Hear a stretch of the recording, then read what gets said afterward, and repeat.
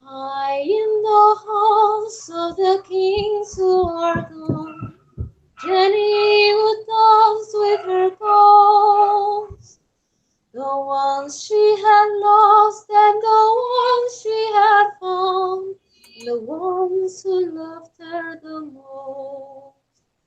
And she never wanted to leave. She never wanted to leave. And she never wanted to leave. She never wanted to leave. Oh, honey, that was beautiful. Hi, everyone. Here, I gotta fix the camera here. Hi, everyone. Welcome to Costume Co. That was Tatiana. Oh my gosh, Tatiana, that was amazing. You gave me chills there. I did do that, apparently. So that was Tatiana singing Jenny of Old Stones. Did you memorize that part? Oh, honey, I memorized the entire song. I just didn't want to go like the entire song. It would have taken too long. Well, everyone, welcome to Game of Queens. This is our weekly Game of Thrones roundup for the costumes. And tonight we are going to talk about season 8, episode 3. Although there wasn't a lot of costume stuff going on there, Tatiana. Believe me, the episode more than made up for it. Okay, so hi everyone in the chat. Just want to say hi to y'all. Hello. Hello. We got a few people here. We've got Vanessa's here. Hi, Vanessa. Cindy's here. Jose. Forrest. Forrest. He's new. Hello, Forrest. Welcome to the cult. I don't have my crown on. Oh, actually, here it is. It's right here. There's my crown, folks. Okay, so thoughts, impressions. What do you want to say about the episode? There's a reason why this is here. Because right now, I need this. I needed this yesterday, and I need this now. So, yeah. Yeah. Well, you made a joke last night. Maybe it wasn't a joke that you had 3 bottles of wine. It wasn't. Yeah. Because I did have 3 bottles of wine, but I have friends over, so we all had 3 bottles of wine. Yeah. So did you have one of those, did you have a viewing party? No, it was just a hangout before the show because they had to go by the time the show started. Okay, yeah. I was drinking actually vodka, and actually Jen the Muse, she was saying she was drinking vodka. It looked like everybody was drinking last night. So what it was needed. Yeah. It was needed. So one thing I was going to tell you that happened to me, because I'm in Canada, I can't get HBO directly. I have to go through another company here called Crave, and the show crapped out on me twice while I was watching it. Oh my God. Oh, I'm going to just announce before we get going here, there's going to be major spoilers for this episode. Spoilers. All the spoilers. Girl, you haven't seen it, just click right now. Yeah. Watch it and come back. Yeah. And also, if you guys last week, I feel kind of bad because there was somebody who was writing a few things in the chat about what they thought was going to happen. And I thought that because some people, they go and they read these forums and they get some intel on what's going to happen, potential spoilers. So I felt kind of bad because I was like, they wrote that Mel, this is really funny when I think about it now, that Mel was the little girl with the scars. That was actually Mel in disguise, and that she was what was she gonna do? She was gonna do something, and I can't remember. I'll have to go back and say what they said. And I'm like, what? And I thought that was they'd read a spoiler somewhere, she's just she's in the crypt pretending to be this little girl, but really she's Mel. Although she did kind of make a surprise appearance, didn't she? Oh yeah, where the hell did this bitch come from? It's did she teleport? Does she have teleportation powers now? I mean, I wasn't mad at it, but she kind of arrived at a dangerous time. Like someone could have just killed her, right? Thinking. That is no. And again, the army of the dead are right fucking there. So where the hell did she apparate? I have no idea. She did an apparition or some shit. Yeah. So anyway, so just spoilers for the episode, and then if you guys I don't know, at this point it's just it seems like everything's been thrown out the window for all the hypotheses that have happened and all the game theories and so on. So if any of you do, for some reason, you've read a leaked script, please just don't put it in the chat. We'd appreciate that because it's just me and Tatiana here. I don't even think 30 Days is here to watch the stream for us. So later. Hi, Sabina. Sabina's here as well. Oh, Core Angers. Hello. hello. Um, Tatiana, did I say Jose correctly? Jose. Yeah. Jose. Jose. You know how terrible my accents are. Anyway, so what do you want to talk about? What do you want to talk about first? Where do we begin? There's so many things. We can start talking about the production design because, dear Jesus Christ, it was amazing. Yeah, absolutely. One thing I was going to say is one of the things I liked is that it was all, they didn't break it up at all. They just kept it as one scene. Like they didn't, go to King's Landing or anything like that. They just kept it as, the big event. Yeah, no, definitely. It was necessary. It wasn't, I mean, one of the things that the director said in interviews is that this was basically the Game of Thrones version of the Battle of Helm's Deep, Lord of the Rings. Yeah. But in Lord of the Rings, there was the Battle of Helm's Deep and the Battle of Isengard, where that wizard dude was. Yes. Yeah. So they could cut between those two. But in this, it was just this. So instead of like cutting between this and another battle, or let's say Cersei in King's Landing, which would have like just taken away from the action, then he decided to like isolate moments between characters, like when spoilers, Ed dies, or when Jaime saves Brienne from being overrun by the dead, or Arya going. I can't believe I thought this is like going Frogger in the library and trying to avoid the army of the dead, the wife. It was so funny because at one point I was like, oh my God, it's like I'm watching an episode of The Walking Dead. Like, were you ever a fan of that show? Oh, I've never watched it. Oh, okay. It was. I mean, the only thing that's a little bit different than, say, something like The Walking Dead is that, obviously the White Walkers can kill you, the Whites can kill you, but in The Walking Dead, they can actually bite you and eat you. So that's sort of like that other threat that's there, and then that would turn you. Whereas if in this case you're dead, and then unless you get risen, as we saw. Now, going into this, did you think that perhaps the thing with the crypts was going to happen? That was one thing a lot of people had talked about. It was almost certainly was going to happen because there's a lot of dead Stark Kings, and there's like, it would be stupid if it wasn't. I mean, I'm actually surprised. You know what would have been really effed up? If the corpse of Lyanna Stark rose from the dead. Yeah, some people were talking about that now, except that he wouldn't have had his head. He would be like a headless horseman. Basically. No, I don't mean Ned. I mean Lyanna, the mother. Oh, Lyanna. Oh. Yes. Oh, yeah. Because Ned isn't in. People say, oh, the corpse of Ned Stark is coming, but he never made it to Winterfell. People. Remember? Yeah, Jose says it reminded him of World War Z. I don't know if you've seen that movie, but exactly, there's a scene. I've seen the previews. Because this is what's different about World War Z compared to other, like 28 Days Later or whatever, that they're really fast, and then they use their bodies to climb up on other bodies, which is what obviously what they used as a strategy, like just laying the white bridge. The bridge, exactly.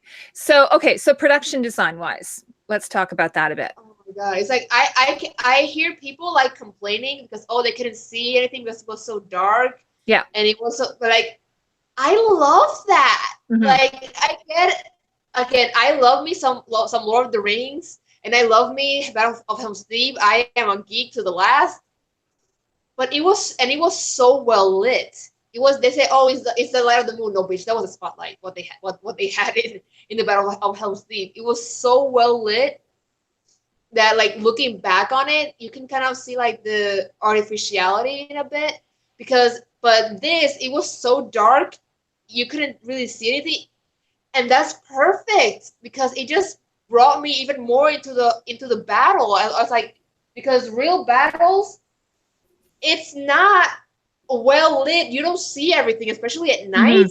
Everything is darkness. Everything is madness. Everything is chaos. You can't see anything.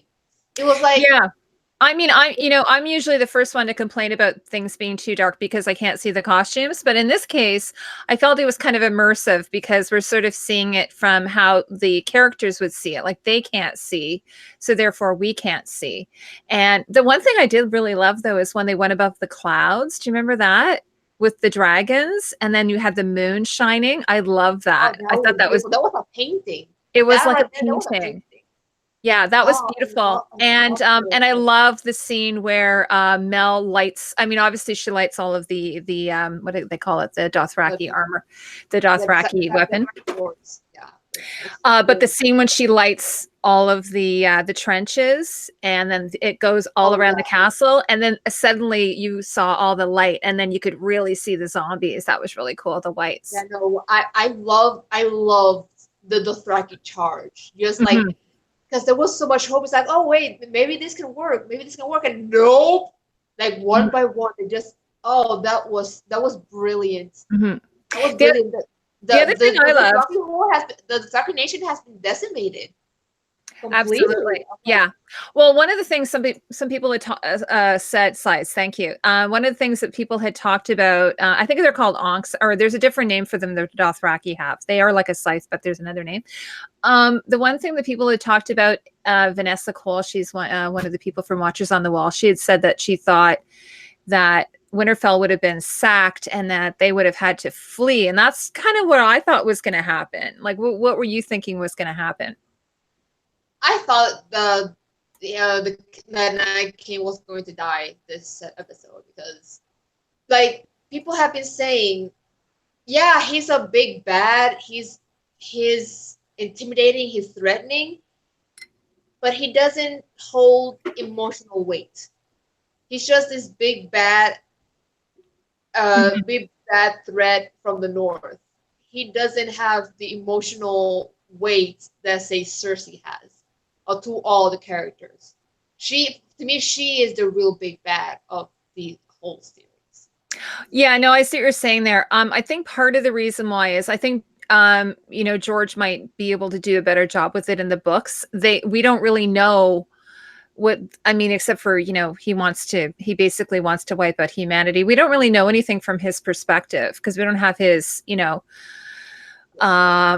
we don't really have any information. And I have to say, this was the one part that I found the most disappointing about this episode was Bran. It's just like, I don't understand what was going on there. Like he kind of went off on his own little journey, and it just didn't seem to help. It didn't really seem to help the story. It didn't really seem to help them. In a way, I was also disappointed because like people just wanted him to like warp into a dragon and just flame on and all that shit. But I think he was witnessing the battle. Like he said, he is the world's memory, and thus by working into the pros, he was witnessing the battle and remembering. Yeah, that's a good point, actually. And that's equally as important because he's the one that knows all. Yeah, no, that's a really good point. Yeah, I kind of felt like he was a little bit like sort of the passive one, sort of like how Obi-Wan Kenobi, that scene in Star Wars where he sort of just stands there and allows Darth Vader to knock him down, and then he becomes more powerful. He sort of reminds me of him in that way. He's, he doesn't have the fear. He's not afraid. I mean, one of the things that was really interesting with Arya was actually seeing her afraid.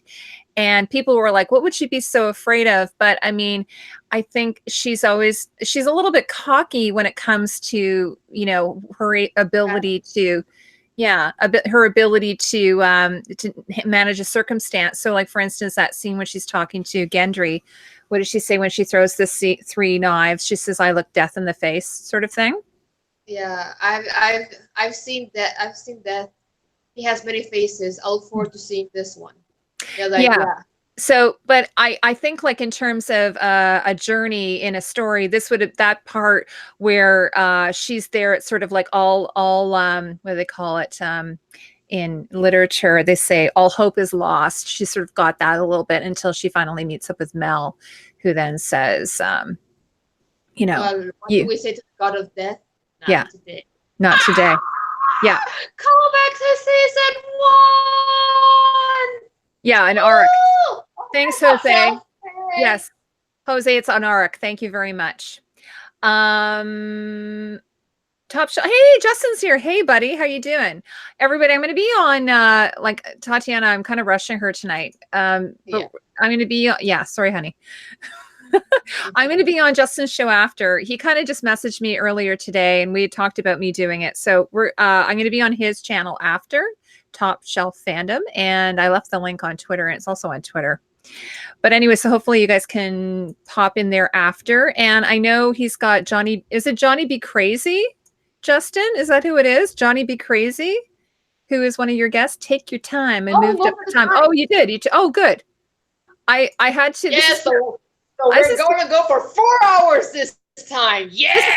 This is so terrible. I had to order in food for the kids and get them to feed themselves. Like, it's terrible. I was like, how I was joking. You're teaching them independence. You're doing good. They It was need to know independence. So I had to order in, like, we have this thing called Skip the Dishes. I don't know if you guys have. I don't know if you guys have something like that. I think we have Uber Eats. Uber Eats. It's kind of like Uber Eats, yeah. Like a Puerto Rican version is called pide uva, which is like literally order grapes. That's like the literal translation. Oh, yeah. Justin loves children. He says I threw my kids out. He hates Leanna Mormont. Like, he thinks she's a little brat. Actually, Justin, you probably were happy about that then. Oh no, that was one of the first time I cried in this episode when she. Oh gosh, she went on like a boss. I need this again. Give me a second. Oh. Yes, Vanessa, exactly. Yeah. So Dad's at work, and mom just sort of like, here's a chicken leg, and it's really cute because we have this thing in Canada called Medieval Times, which is like this tournament that the kids can go to like watch a tourney. So they have these knights who get on horses, and then they joust each other, and then the kids get to have like a quarter chicken dinner kind of thing, but they get to eat with their hands. And so my son has to be writing a report about it. So I'm trying to, teach him a little bit about medieval times, but he doesn't really want to. He's like, I don't care. He doesn't want to hear my version of it. He's like, no, Mom, that's not what it's about. So we were trying to work on that before we started the live stream. It was so funny. Oh, is what just in Canada? Uber Eats or? Oh, Medieval Times. Yes. Yes. Well, oh, maybe it is in the States. Sorry. Yeah. So we have one in Toronto. I don't know. It's probably a chain in Nevada. I'll write his report, says Justin. Tatiana, you still there? Yeah, I'm still here. I'm still here. Sorry, I'm just talking away. A call. Okay. Yeah, so girl. Sorry, I was on a rant there. About my personal life. And then Tatiana, we were talking earlier, I'm moving on Saturday. This is like the worst possible time ever. I was so upset. So I told her that Monday we do this stream, but I'm moving in. We're getting internet. I don't know how it's going to be. I have to, we've already kind of decided where the YouTube studio is. It's so funny. It was like one of the first things we decided before moving into the house. We're like, okay, this is going to be this YouTube studio, and we're going to buy some umbrella lamps, and it was going to be really cool. And this is a nice thing because my husband works in video, so it's sort of fun. And my kids both do YouTube, so we are like a YouTube family. So anyway, it's going to be just a little bit rough. Like, I'm going to be living out of these boxes for at least a week. So it's going to, I can't believe it's just like right in the middle of the season that I have to deal with this. Yeah, that's harsh. It probably is very annoying. Moving anywhere is pretty annoying, even if it's like down the street. Yeah, it is super close. And then of course, Aaron hasn't been here. So we're hoping, like Tatiana and I were just talking to him yesterday. So we're hoping that we're going to have him back. It would be really great if we can have him back before, we get into the next or after the next episode. Hopefully we can, but we're going to be carrying this on, even after Game of Thrones. Well, we can do other shows, right? Okay. Of course. Yes, Queen. Anytime. We can still call it Game of Queens. Can we still? Of course, darling. We're going to still wear tiaras and Okay. So anyway, Justin says that's a sad story. Justin, I'm going to come on your channel and complain about it too. Yeah. So anyway, back to Game of Thrones. Yes, we were with Lyanna. Lyanna. Yeah. My baby bear. So Lyanna, little Lyanna, Mormont, a little bit. Oh, because yeah, we had 2 Mormonts. I'm thinking like 2 of the major Mormont characters are now dead. I think the Mormont house has been extinct. At least the main line. Yeah. The main line has been extinct with Jorah and Lyanna's death. Oh my god, this is so sad. I know, and then I'm thinking like we don't, until next episode we're not going to know how much of the army is left. So it looks like the Dothraki are completely gone. Like some of them look like they were still there. Well, yeah, like 2 or 3. And then the Unsullied. Yeah, a the bunch of them. At least half. Yeah, I don't know how, because the Unsullied were the ones that protected the retreat. So apparently Grey Worm did survive. Someone's I love the subversion. I love it. Now I'm just imagining him dying from butterfly fever in Nas. Yeah, that would be nice. After a nice long life. Because I don't know if you know this, but in the books, the island of Nas, the people are peaceful, like Melisandre said. Yeah. But they are these butterflies that carry like a deadly disease that anyone who isn't from Nas can die from. Oh yeah, so if you're from there, you're immune. But if you're not from there, so he can't really live there then. Basically, I mean, maybe in the show they don't include the butterflies, but in the books that's what the Nazi, you have to protect themselves, the evil butterflies. Hi, Living My Rhapsodies here. Hi, LMR. How are you? And Angel Over's here. I always call her Angel All Over. I like calling her Angel All Over. It's like Madonna. Can I dress you up with my love? Angel Over, you missed, and a few of you who came in late, you missed Tatiana singing Jenny of Old Stones. It was beautiful. I love it, Tatiana. I think you should record that, and then I can put it up on YouTube. We can add some visuals behind it. If you're good enough, if you're nice. Okay, if I'm nice, I will. Okay. Yeah, I'll do the pictures, and if you do the recording, I can make a nice video of it. It would be beautiful. I like your version of it a lot. And it's nice because you can do it a cappella. You don't really need the music behind it, right? I mean, the music is nice, but it also sounds so nice, like just a cappella. It sounds nice both ways, because I heard the Florence plus the Machine version, and it's beautiful. Oh, it's really beautiful. I wasn't familiar with them. Are they a well-known band? I think in the last few years, yeah. I think I haven't heard a lot from them because, again, I'm not really caught up with today's music scene because I'm an oldies fan. Yeah. But I heard that, yeah, they're pretty good. One of the things I was going to say, and Justin, if you're still here, I mentioned this on Twitter yesterday, is that you remember the scene in the Godswood? They were playing this really beautiful music when the Night King was coming in, and that whole scene with Theon and everything, and Bran. And I said, oh my gosh, this really reminds me of Westworld. And then John, who is he's a composer, he's on Twitter, and he's been on a few of the shows before. He was saying that it's because they were using synthesizers and piano, which is what they use a lot in Westworld. So I was like, I'm not a music person at all. So I said, oh yeah, maybe that's why, because in Westworld they use a lot of piano. And it's the same composer, everyone. Yeah. So Justin, I don't know if you're here. Jawadi, I think. Oh, he is amazing, and he's handsome. Oh yeah, he's a handsome devil. To me, he's the new John Williams, really. Like he's what? To me, him and Michael Giacchino are the new John Williams. Oh yeah. John Williams is got to be like in his, I don't know, 70s. 70s, 80s. He's retired. He's enjoying his retirement. Except for Star Wars. Star Wars is the only exception. Yeah, I think they take. I don't know if if he's orchestrating it or if they're just taking his music and then Well, using it. I know that at least for Force Awakens, he was nominated for an Oscar because of the music of Force Awakens. Oh, okay. So yeah, I think like the only exception he makes to his retirement is Star Wars. Mm-hmm. Because it's Star Wars. Of course. So now what else? Okay, so what should we get to next?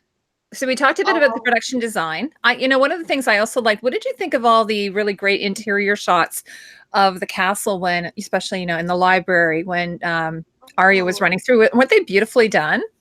Oh, it was gorgeous. It's like, it was so terrifying. This place that we've known for so long, these hallways that we've been through since season 1, suddenly turned into a maze of nightmares. It was horrifying and beautiful, and I kept screaming, Arya, get out of the girl, run, bitch, run! Oh my god, girl, run! I was like that. Yep. The other thing I really liked is her, there was a really great video I watched about, using the weapon. There's this guy named Skulla Gladiatoria I always talk about. And he was sort of talking about whether it would be a good weapon or not. And he said it would be a really good weapon. So he did this video about it. And so he was showing some demonstrations of how she could use the weapon. And of course, she used it exactly in the way that he described. But the one thing he didn't mention is that it's detachable, that it would unscrew and that she could then use it like a two-handed weapon. And I thought that was very cool.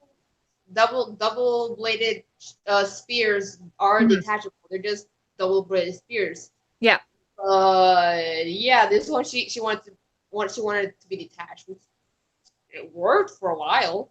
Yeah, but that scene was probably one of my favorite fight scenes in the whole movie. Yeah, the movie, the show. Even Davos was like, "Damn, girl." Yeah. And then I just love this relationship she's got with the Hound and how he came in to and he was freaking traumatized. He couldn't even move from the terror. But as soon as Barry said, "Tell her that," and he sees Arya battling single-handedly all those wives, and he's like, "That's my baby girl, you assholes!" Yeah. Like, yeah, I think that father. I think because he's got like PTSD, he needed something just to unjar him, like just to take him out of it, because he was so paralyzed with fear. So it's really interesting. They have a really great arc, like even right before the battle, like just the way that, So do you think that he's no longer on her list? Oh, for sure. For sure. For sure. He's on her good list. He's on her good list, like down below a few steps away from Gendry. Now, of course, there were no new costumes. We were saying, obviously that we knew that going in.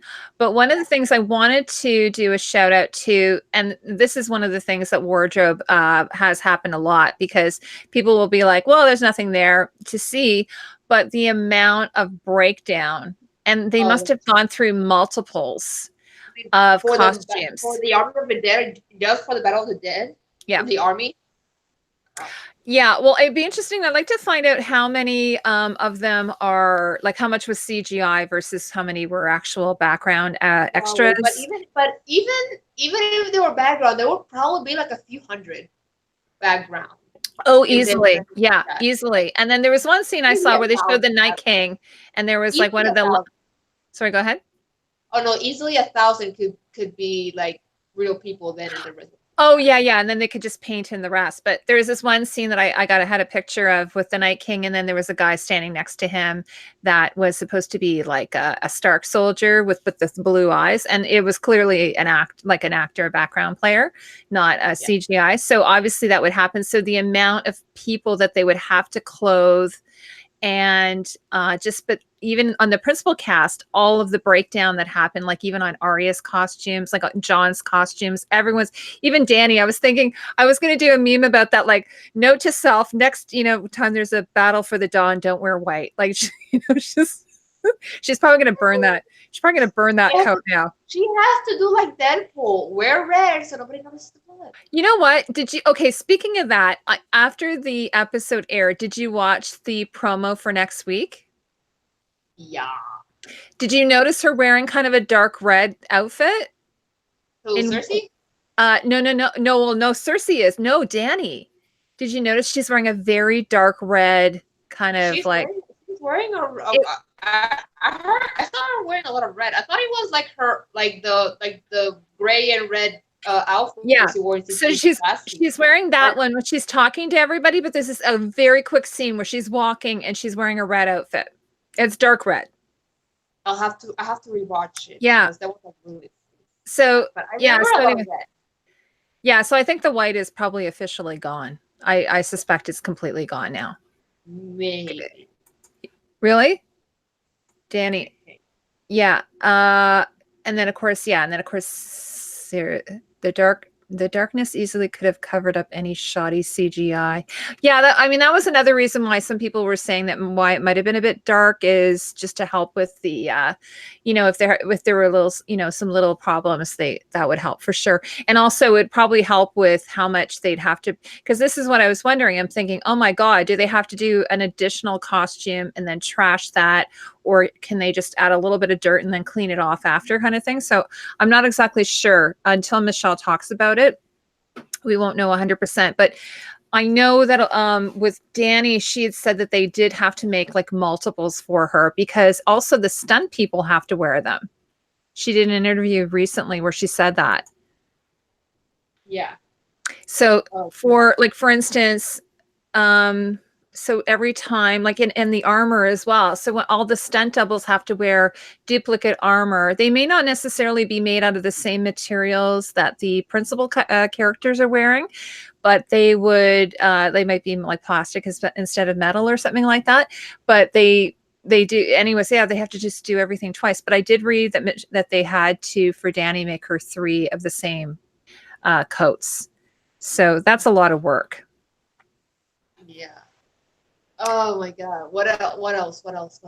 Well, we can talk about the big deaths. We've already talked about Lyanna going out like a complete boss, killing like Lyanna Giant's Bane for life. Lyanna. Sorry, who you want to talk about now? Well, we talked about Lyanna. Yeah. Talk about Ed. Ed dying to saving Sam. Oh yeah. Now speaking of Sam, so what did you think of him? That was really really interesting because I thought he would be in the crypts. Did you think he would be fighting? Yeah, I think his courage has been built up enough that he will be willing to die to defend his girl and their son. Mm-hmm. Like he has something to fight for. Like he was going to protect them. I mean, that's what the whole conversation with Ed and John was last episode. Like, yeah, I was like, oh, you should go down to the crypts. No, I'm gonna fight. I did this, I did this, I did this, I did this, I did this. I can fight.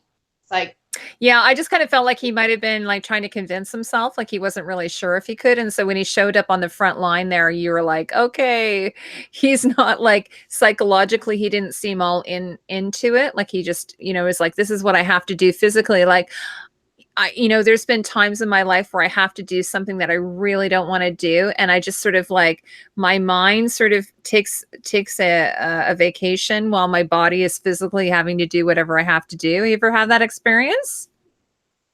Yeah, I've had that experience. Like I am like my mind somewhere else and I have to like go do something somewhere else. And as soon as I get to that place, I'm like, why am I here? Yeah. Well, and then, but once you kind of get through it, then you've done it and it's over and you're like, oh, thank God I did it, or I'm glad I did it kind of thing. But at the time when you had to do it, it was awful. It was just, really terrible. So a lot of times my brain will, I think just to sort of help myself, my psyche, it will just sort of take a little vacation from having to deal with the anxiety of it. So that's sort of what I was getting that impression from him, that he was, psychologically, he couldn't really be there, but he was like, okay, I'm going to make myself physically be here. Yeah. It says they purposely told the actor John Bradley not to fight well as Sam. Well, Yeah. Yeah. I thought he did okay though.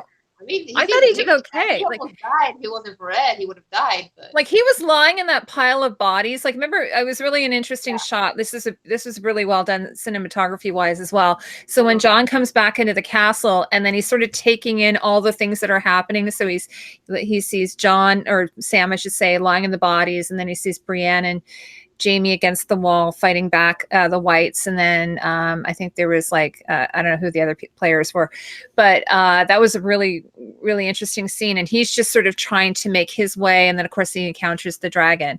Now, one of the things I was going to say about that, I would have really have loved to have seen John if he's not going to kill the Night King. I think it would have been really cool if he had slayed a dragon. Everybody says that he should have slayed Viserion. It's like, yeah, he almost did. I want to believe that he almost did. But... Yeah, I think it would have been like, I realized like he was sort of saved by the fact that the magic was gone or whatever. But I think that would have just been a very cool moment for him to have had, because obviously I think he needed that hero moment. And I realized he was like heroic. I'm not saying he wasn't, but I think that would have been, but just also just, the idea that he's like this, he's not a knight, but the fact that he would slay a dragon, that would just be so cool. He would be known as Dragon Slayer or what have you. I know. It's like, yes, queen, another moniker, queen, yeah. Yeah, I know what you guys think about that. I have like a tiny little nitpick. When Dany saves Jon from the Night King and the revived dead. Yep. After he does that callback to Hardhome that was totally bamf. Why didn't Dany take Jon to the Godswood instead of making him run all through Winterfell to get to the Godswood? I think she was trying to, wasn't she? But then one of her dragon got attacked by the whites, and then she couldn't get them off or something. Wasn't that? It was after he started running. Okay, you know what? I have to rewatch the episode. I miss some of the details. So I don't know. That's a good question. Maybe someone in the chat knows. Kit Harington was so disappointed. Oh yeah, that was so funny, Vanessa. So I saw that today. So there was this, they did this, like, they're releasing videos as they go along. And so they had this thing where Dany, Emilia Clarke finds out that it's actually going to be Arya that slays the Night King. And then they had Johnny, he was like, I didn't get to kill the Night King. Don't you think he should have been able to at least slay the dragon? Wouldn't that have been so cool that he would be known as the Dragon Slayer? Yeah. By the way, hi Peter Griffin. Hi Peter Griffin. Angel Lover says, I do wonder what happened to John Dragon. Well, okay, this is just in the Twitterverse. So I thought the dragon was dead, but apparently it's not, because it looked like it actually had like sections of its flesh clawed out. Did you see that when they were in the sky? The blue, the Syrian just was just clawing. I mean, I was having a bit of a hard time figuring out what was going on in that sort of dance of dragons. I guess they call it. Do they call that a dance of dragons? Yeah. Well, the Civil War is called that. Yeah. So that, so it looked like he had actually torn like a chunk out of his side and then dropped to the ground. But other people are saying that no, he's not dead. So he's not dead because apparently he appears in the preview for next. Oh well, there you go. And Ghost too. I mean, Ghost. Why the hell was Ghost in the front line with Jorah and the Dothraki? I don't know. He didn't do anything. He don't got dragon glass. He don't have Valyrian sword. Anything. I know. Wouldn't it what the hell is it there? Why couldn't he be in the Godswood as well, protecting Bran? Wouldn't it have been cool if he actually flew on the dragon with Jon? I don't know how the hell he would have held on, but sure.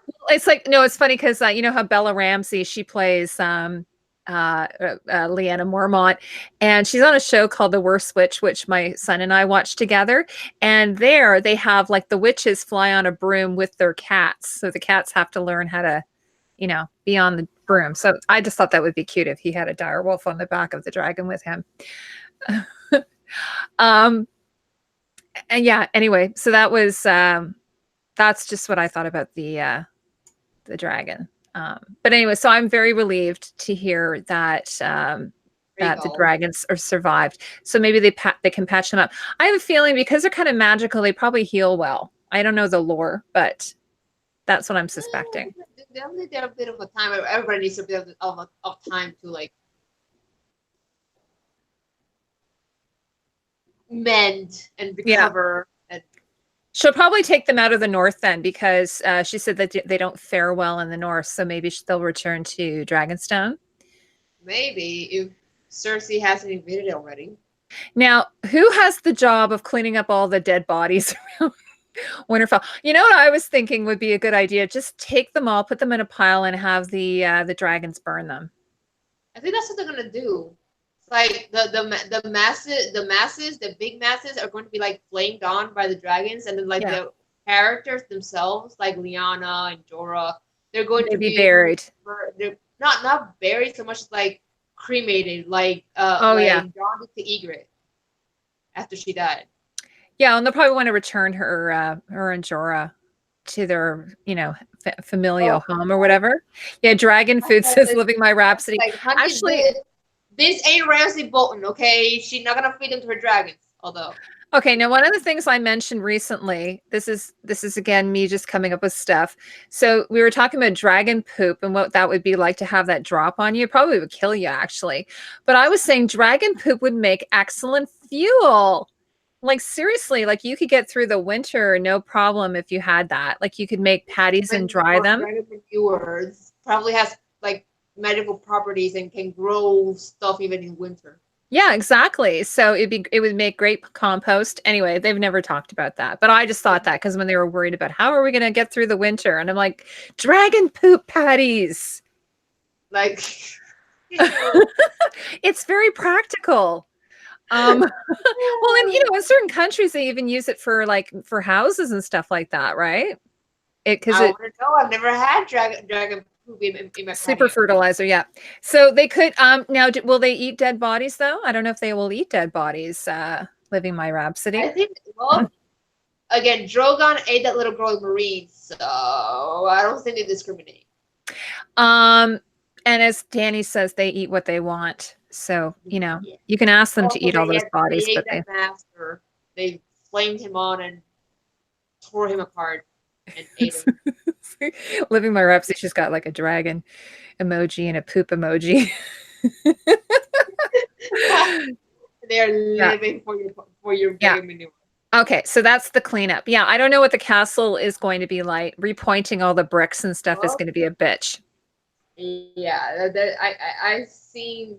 Well, considering that the dragon just torched half of the castle apart. Yeah. Okay, so next let's talk about let me think. Okay, so let's talk about Jon and Dany. What did you think of sort of what the dynamic that was going on between the two of them?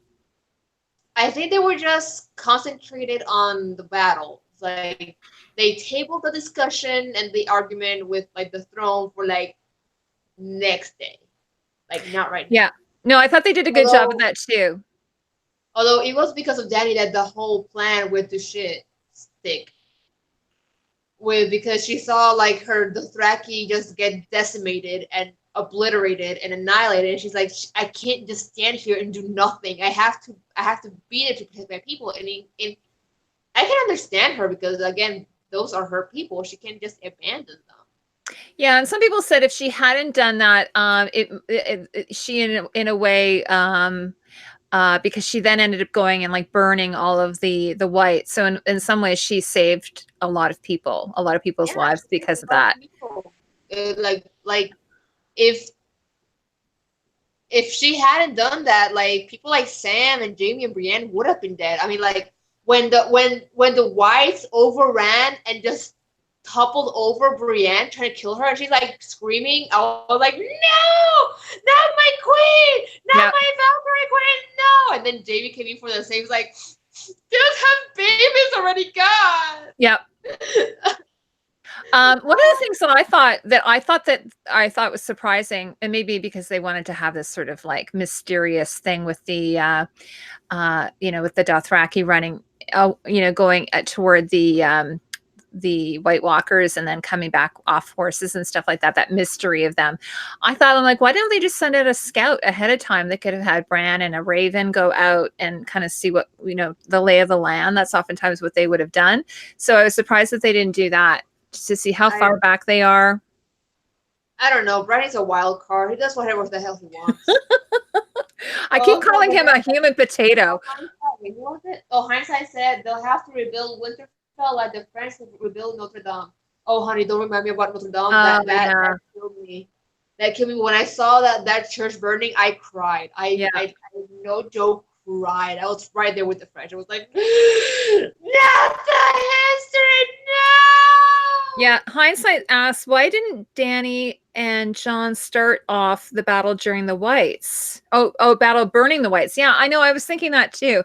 I don't know. Like, it's sort of interesting. Like, I know Battle of the Bastards was based upon an actual the Battle of So I don't know, but what I did like about this particular battle is they had and I think this was fairly historically accurate. They had a series of battles happening. So they have all their different fronts set up.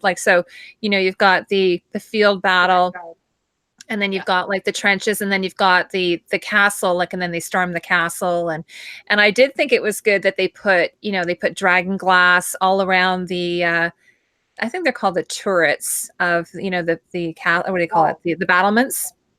The battlements, of the or maybe they're called dags. I'm not sure. The battlements and then the turrets for the towers. Yeah. So, and then they put, so I thought that was really good. And then even within the castle, they did also have those sort of the wood, what do they call it? Like the stakes. And then they put, more dragon glass on them. The thing was, though, is that even if they hit, it did seem, though, at times, even if they stab a white with the dragon glass, it didn't necessarily take them out immediately. It took some doing. It did. You could see them break apart. It's just that there were more coming and more coming and more coming. It was an infinite horde. Yeah, and just the the amount of strength and effort and you can see they're clearly exhausted, just the amount of effort just to keep doing it over and over and over again. And you could really feel that with each character. You could really feel oh my god, they're running out of steam. You could see Brienne and Jaime and Tormund and they're all oh my, trying to keep everybody back. You could see it in their faces. How much longer can I go? So when that whole thing happens with the Night King, because otherwise you're all hope is lost, right? There's no way you can just overrun. You can see Jaime and Brienne and Podrick and Sam and Grey Worm just overrun with people just right against the walls, just fighting for their lives not to get killed. Yeah. And no means of retreat, right? There was no way they could leave. They'd already retreated as farther backed into a wall, literally backed into a wall. Yeah. So if that hadn't happened, that it would have been done. That would have been it. There would have been no escaping the castle. Maybe the people in the crypts could have escaped. I don't know. I don't think they had the plan though. And Angel Lover says, I'm not sure whether the Dothraki were sent out at all. Well, to me, the Dothraki are an offensive force. They're not defensive. They attack. They don't defend. So it made sense to do an initial charge. Did it work? No, not at all. Yeah.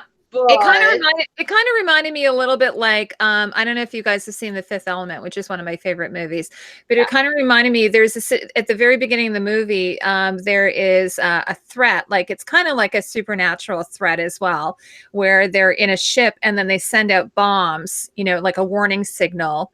And then they are getting closer and closer and they keep sending up bombs, but then the threat just keeps getting bigger and bigger until it finally just envelops them. It sort of reminded me that. It's sort of and the fact that the Night King can actually control weather as well. That was another cool thing, eh, Tatiana? That was I was no. Yeah. No. So so he's got he's got sort of these advantages on his side. So you're so maybe in a normal situation where they wouldn't had to have deal with weather like they did, they might have had some kind of advantages, but they couldn't see anything. So again, back to that darkness, we can't see anything. They had that disadvantage of the weather as well. So they had the darkness and the weather to contend with. And like Vanessa and Amnesty says, that was a bad plan though. They need to wait for the wives to come close, and Danny and John to put out fires since the beginning. Well, I never said it was a good plan. For one, well, I think since episode 2, people were saying that is a bad plan. It's gonna fail. So of course it's gonna fail. Well, I mean, it's funny too because time it made sense. Like send out the cavalry first to like take out as much as they can, and then like the rest can come in and like the rest of the army can then go on the defensive and like protect the castle. But again, it didn't work because 100,000 dead and counting. So yeah, I think that they were basically just going crazy, just trying to not die. Yeah, I think anytime there's been a really major battle, it's always been fudged up quite a bit. Like, so Hardhome, for instance, was just a massacre. And then even Battle of the Bastards, if it wasn't for the Eyrie to come in and Sansa and those folk, that would have been a complete obliteration. And so I think it just shows that a lot of times they are not necessarily the best strategists. Yeah, hindsight says that was a total disaster. Oh, which one, Hardhome? The Bay of Pigs, yeah. Honestly, I don't really know much of the Bay of Pigs. I just know it was an unmitigated disaster when Kennedy tried to invade Cuba. And that was like I don't know. Bad. I know, like it's like on Outlander they have Culloden. That's a colossal disaster.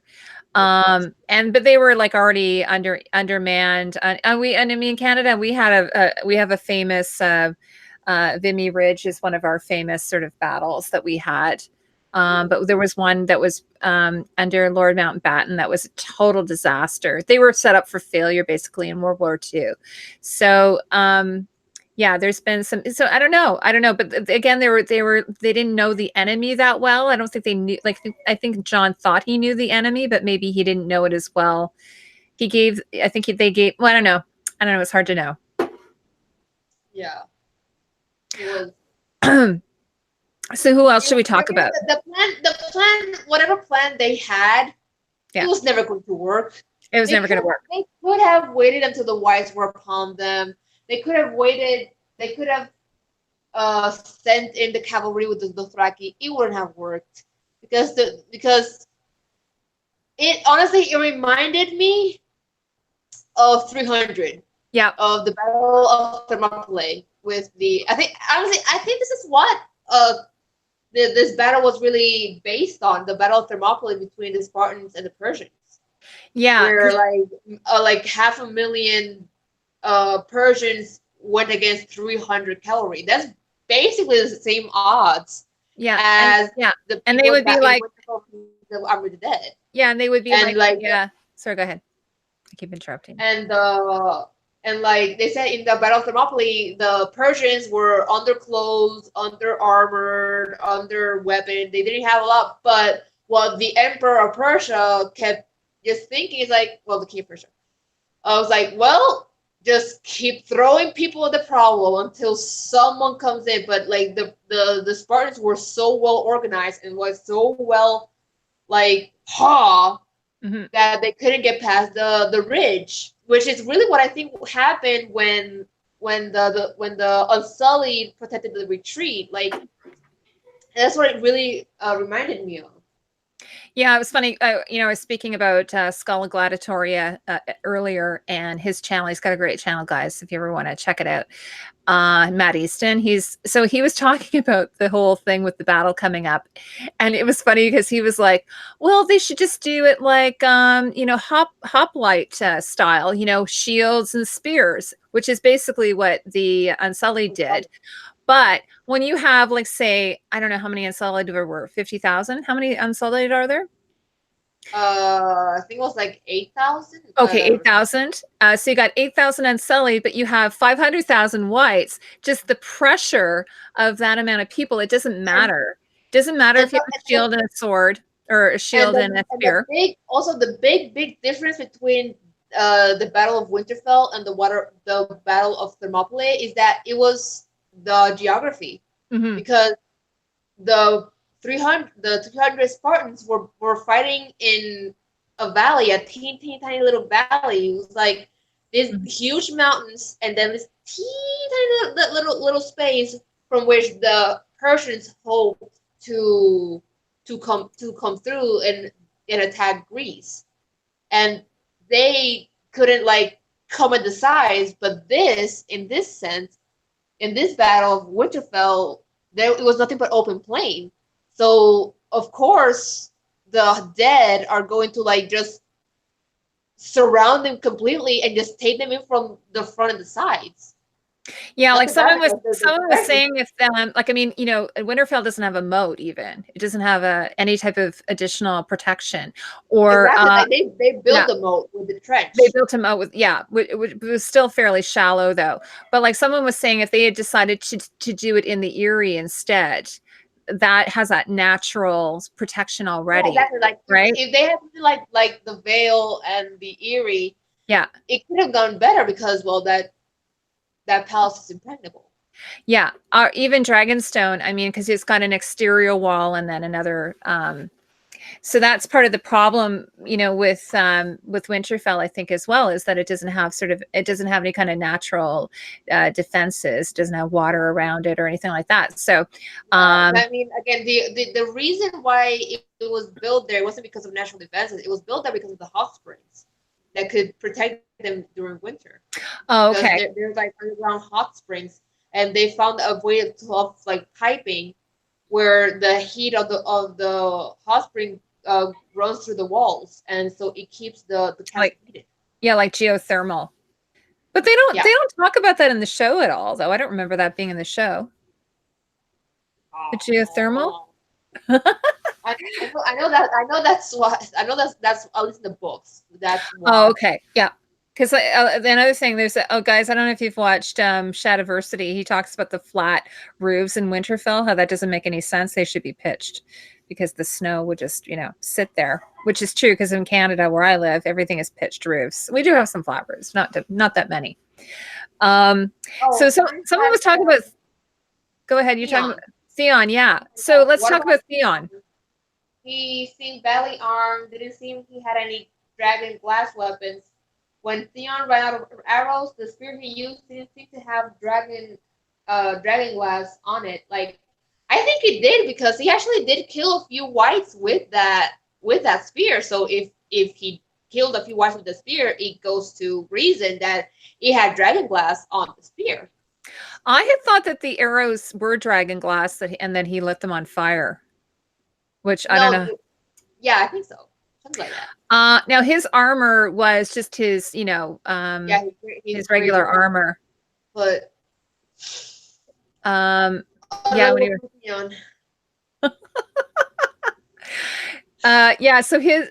so I don't know. You know, John, speaking of armor, like John wasn't wearing any armor. Did you find that odd? Yeah. Oh, wait, what? Why the hell isn't John wearing armor? I have no idea. He has always been wearing. I mean, I get it. The actor, the armor is heavy. Yeah. Big battle scene, but girl. Yeah. Just because you're in a dragon doesn't mean you ain't gonna be in the freaking battle at some point. Not even Dany. Even Dany had to grab a sword and whip up a few whites. Well, you know that I've always wanted her in armor. I always thought she should be in armor.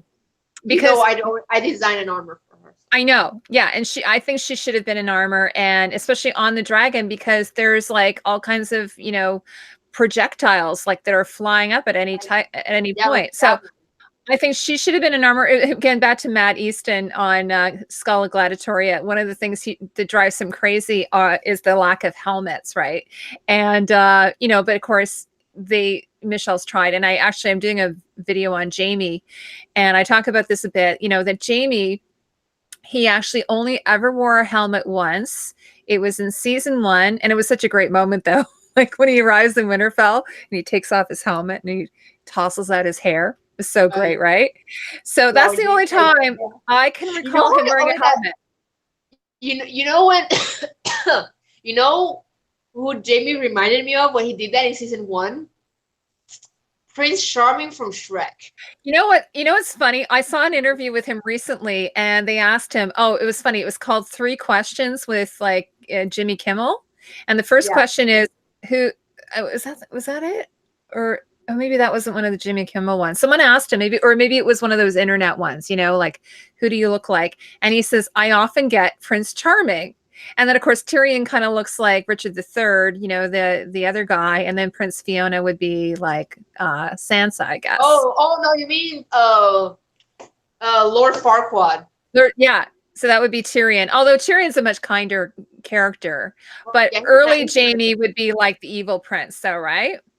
The evil Prince Charming. Yeah. Evil Prince Charming, yeah. And anyways, yeah, so he does, it's funny. So Nikolai Coster-Waldau, he said he gets that. That's so funny.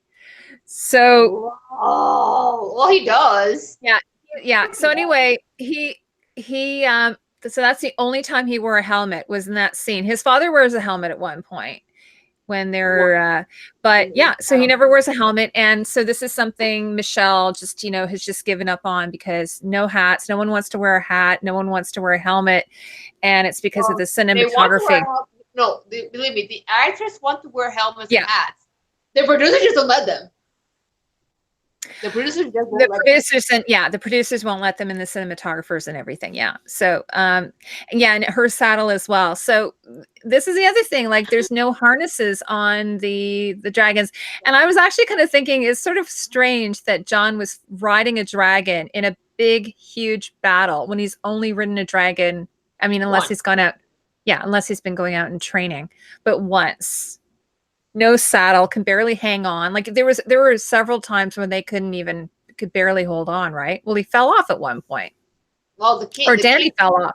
I can't remember. Well, she had to. Well, no, she had to fall off because of all the whites. Drogon was being overrun with like all the whites, the zombies. The whites. Yeah, Richard Madden, Robb Stark called Nikolai the Prince Charming from Shrek. Yeah, I was rewatching. It's funny because I'm doing this Jamie video. I was rewatching the video where Brienne has to she has to smuggle him out of Robb's camp in a boat. Like, so they're kind of in the forest, and he's got a hood on, and then she takes his hood off, and he's like, "Oh God, you're even uglier than I remember." And then he's just like totally saying all these nasty things to her, right? It was just like, so it was kind of funny, but at the same time, and then I completely have forgotten this, that I rewatched. There's a scene where he's in his cage and in captivity in Robb's camp, and they stick his cousin in there with him. Do you remember this? And he ends up killing his cousin. He kills him. And you forget. You're like, oh my God, he was such a terrible person. How awful he was. Yeah, and what a huge arc. Thank God for Brienne. God. I know. I love her. Anyway, she did an amazing job. Oh, Vanessa, no, we haven't talked about Sansa and Tyrion yet. We'll get to that. Yeah, she earned her knighthood. Oh, for sure. Okay. Like, yes. Honestly, if there's not like some romantic overture between Jamie and Brienne next episode, I'm gonna be so fucking mad. Like the adrenaline from having survived, that has to trigger something. That has to trigger something. Even a kiss. It doesn't even have to be sex. Just a kiss. Yeah, I know. I have a feeling. I have a feeling they're not going to do it, but I would love it if those two got it on. Oh God, yes. I would. That would be so hot. Don't you think that would be hot? Oh, that would be so yes. Yeah, that would be really, really awesome. And believe me, I'm pretty sure that Gwendolyn and Nikolai will be down for it because they are such good friends. Have you seen those two in interviews? They're so funny together. God, yes, I live for them. I live for them. Yeah, they are just comedy gold. Oh, hi, Majora.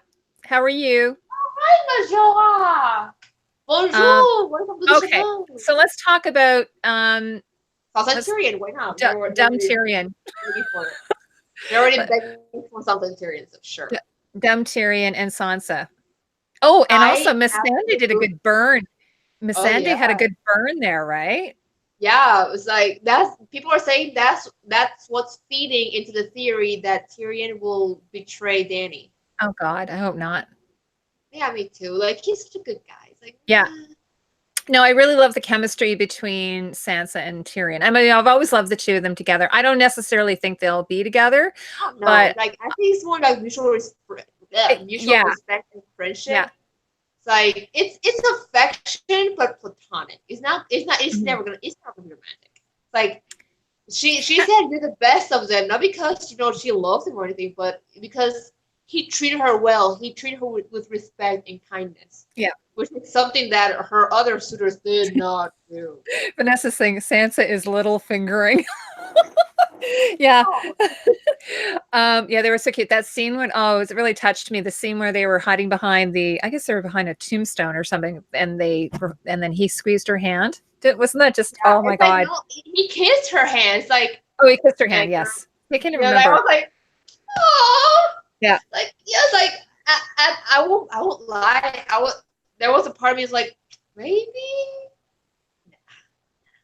But, Yeah, I think you're right though. I think it's a wouldn't be mutual. mad at it. I wouldn't be Mhm. mad at it. Oh, that was But Ned's crypt. yeah, Yeah. I don't really ship it. I honestly I just want Sansa to be by herself, filling her oats, just being her badass Queen of the North self, Lady of Winterfell. Yeah. Me too. But It's gonna be pretty I'm devastating for like, her though when she finds out about Theon though. I feel really bad for her about that. she's gonna hurt. She's gonna hurt when Yeah. she finds out. I think for me personally, I kind of would like to see her on her own. Kind of like Elizabeth the First, just, she's I'm not saying she can't have a lover or something, but I kind of like to see her just, It's like she's married to the North. she's married Like to the North. yeah, Exactly. because Yeah, that's her husband. Yeah, I well, that's agree. what Elizabeth the First says. Like, I am married to England. It's like, Yes, exactly. So, and she's going to have her work cut out for her, right? So, yeah, but trying to she get still has to everything. deal with Dany and getting the North independence. I think that after this battle, I think she'll have a different opinion of Dany.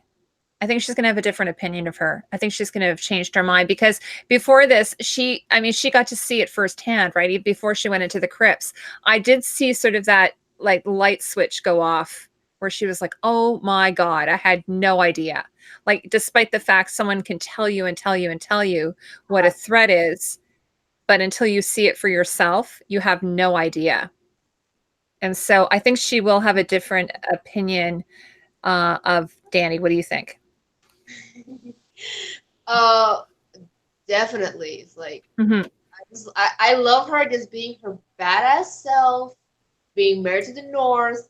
Yeah. Like I think she might warm up to Dany, but her thoughts are still the North. The North is her place. Like one of the YouTube channels going through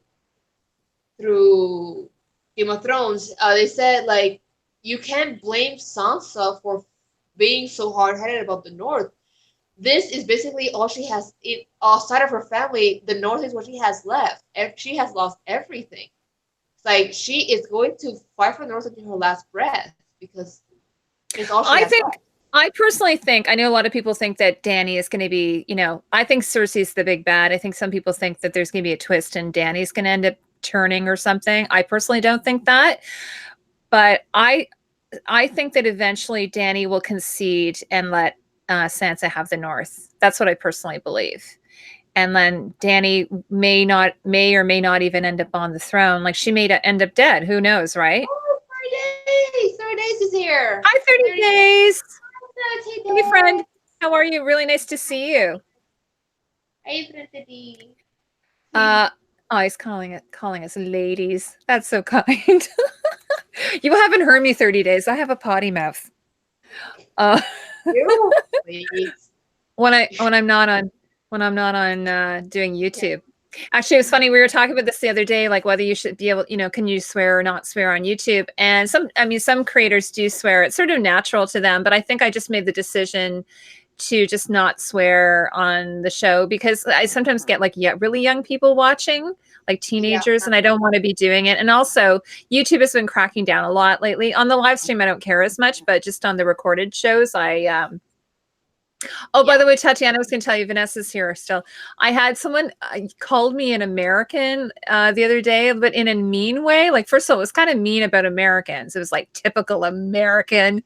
I was just like, what the hell does that mean? So, first of all, they're trying to insult me that I'm an American, which I thought was kind of not very nice about Americans. But then I'm like, I'm not even American. I'm Canadian. Like, and then Vanessa was like, oh, but you're kind of the Americas. I'm like, yeah, but it's kind of like, actually, I use the analogy of calling an Australian a New Zealand, like a New Zealander an Australian. But I think probably what a good comparison, Game of Thrones would be calling someone who's from like the Westerlands a Northerner or vice versa. Like, you know, we're like, I don't know what America would be in Westworld, but it'd be like, yeah, that sort of same thing. It's like, even though it's the same continent, they're very, very different. And we have our own culture, and we have, you know, and the reason why we're so protective about it, just so if anybody doesn't understand why Canadians get their backs all bent out of shape about it, it's because we're a much smaller country. We're a tenth the population of the United States. And so the United States is kind of like, they're like the Borg. They kind of just absorb everything around them. This sort of sounds mean. But so like, you know, like for instance, Ryan Gosling or Ryan Reynolds, who are both Canadians, like they've kind of like, they're, you know, they just automatically go, they're ours. They've been adopted, yeah. Or Rachel McAdams, like everyone is theirs now, you know, it's like, and then they become American citizens. So, you know, because of tax reasons and stuff, they have to do that. Like Jim Carrey had to become an American citizen. Oh, he's Canadian? Really? Yes. See, you didn't even know. We have the funniest people. The people from Canada are the funniest people. The things you learn. So that's why we're like that. So that's why we're like that. And also we're a Commonwealth country versus the United States. So, you know, Canada, New Zealand, Australia, England, obviously we're all Commonwealth countries. So we are still under the crown, even though we are a sovereign nation. So we have a very different sort of, we still have that connection to England as opposed to the United States, which is was separate. At least you are sovereign. You have your own government and everything. Like we have local government, but we're not sovereign. We still live in the United States. Yeah. And the thing is, like, yeah, we do have American passports and we do have American citizenship, but at least me and like my surrounding friends, we don't consider ourselves Americans. We consider ourselves Puerto Ricans. I would, yeah, because I would never, except for when it came to, you know, when it came to taking care of you, though. I noticed that the United States just sort of turned its back on you. You know, during the like when you had the first time, it will be the last. Yeah. So, I mean, you know, the thing with Canada is that if the United States was to turn its back on us, we would still have, hopefully, we would still have England. Oh yeah, we have to claim Justin Bieber. That's true. I always say you can have Justin Bieber and Nickelback. Even if you didn't, because he's kind of an a-hole right now. So really, do you have to? Yeah, Canada is geographically the second largest country. I think it would be better if you didn't.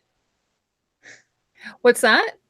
I think it would be better if you didn't, because like it's not. Majora wants us to start talking about vaginas. Again, girl. No, I think she's kidding. Oh yeah, William Shatner. By the way, my uncle did a play with William Shatner. Like back in it would have been like the 50s. So early, yeah, before Star Trek. Yeah. So my family, we're from Montreal, and my uncle was actually a classically trained actor, and so he did a play. Yeah, so he did a play with. So William Shatner actually started at Stratford, which is our big Shakespeare festival that we have. It's pretty famous in North America. It's a big Shakespeare festival. Like Alec Guinness was the very first actor to perform there. Wow. When it originally opened. So William Shakespeare is actually a Stratford Shakespearean trained actor. That's how he started. So he did this play with my uncle, and my mom got to meet him because they did the, you know, like the after party the wrap party or whatever. In theater, we call it something else. But so they did that party at my grandparents' house. So William Shatner was actually at my grandparents' house. And then my brother is a huge Star Trek fan. So then years later, I did a movie and William Shatner was in the movie. And so like I messaged my brother and I'm like, guess what? I'm in a movie. I'm working on a movie with William Shatner. He's like, oh my fudging God. Like he was so excited about that. So, but anyway, so I always thought that was cool that my uncle was in a play with William Shatner. Yes, queen. Like Look at you getting family all up in show business. Love it. Yeah, my uncle actually was funny because he was a broadcaster and an actor and everything. And then, but my grandfather, who was very, very old fashioned, basically was like, no, son of mine will be an actor. So he made my uncle go to school to study commerce, which was like the death of, my poor uncle. Yes, our prime minister is an international treasure and looks like a Disney prince. He does, though. He's a hot prime minister. Why can't we have a hot person in power? You know who I think is a hot prime minister is the prime minister of France, Macron. Oh, Macron, yeah. He has an older wife. Like his wife is much older than him. He liked them. He liked them moments. I think he's very sexy. Justin's like young. Like he's pretty young. But unfortunately, he's not very popular in our country right now because his father was also our prime minister. And so he's like, oh. Yeah, and interestingly, our prime minister dated Barbara Streisand. Lol, talk about cougars. Yeah. So he dated her, and Macron is not a good president, though. He's cute, though. Oh, he's not a good president? Oh, that's too bad. I'm sorry to hear that. Oh. Yeah. Oh, and 30 Days says the thing with Puerto Rico is that they want to say they are their own country until practice defend, then they expect all the money. Is that what happened? It was messed up before the storm, sadly, but we should have done more for sure. Okay. I will say this. Why should we call ourselves Americans if Americans don't call us Americans? Mm-hmm. We are immigrants to them.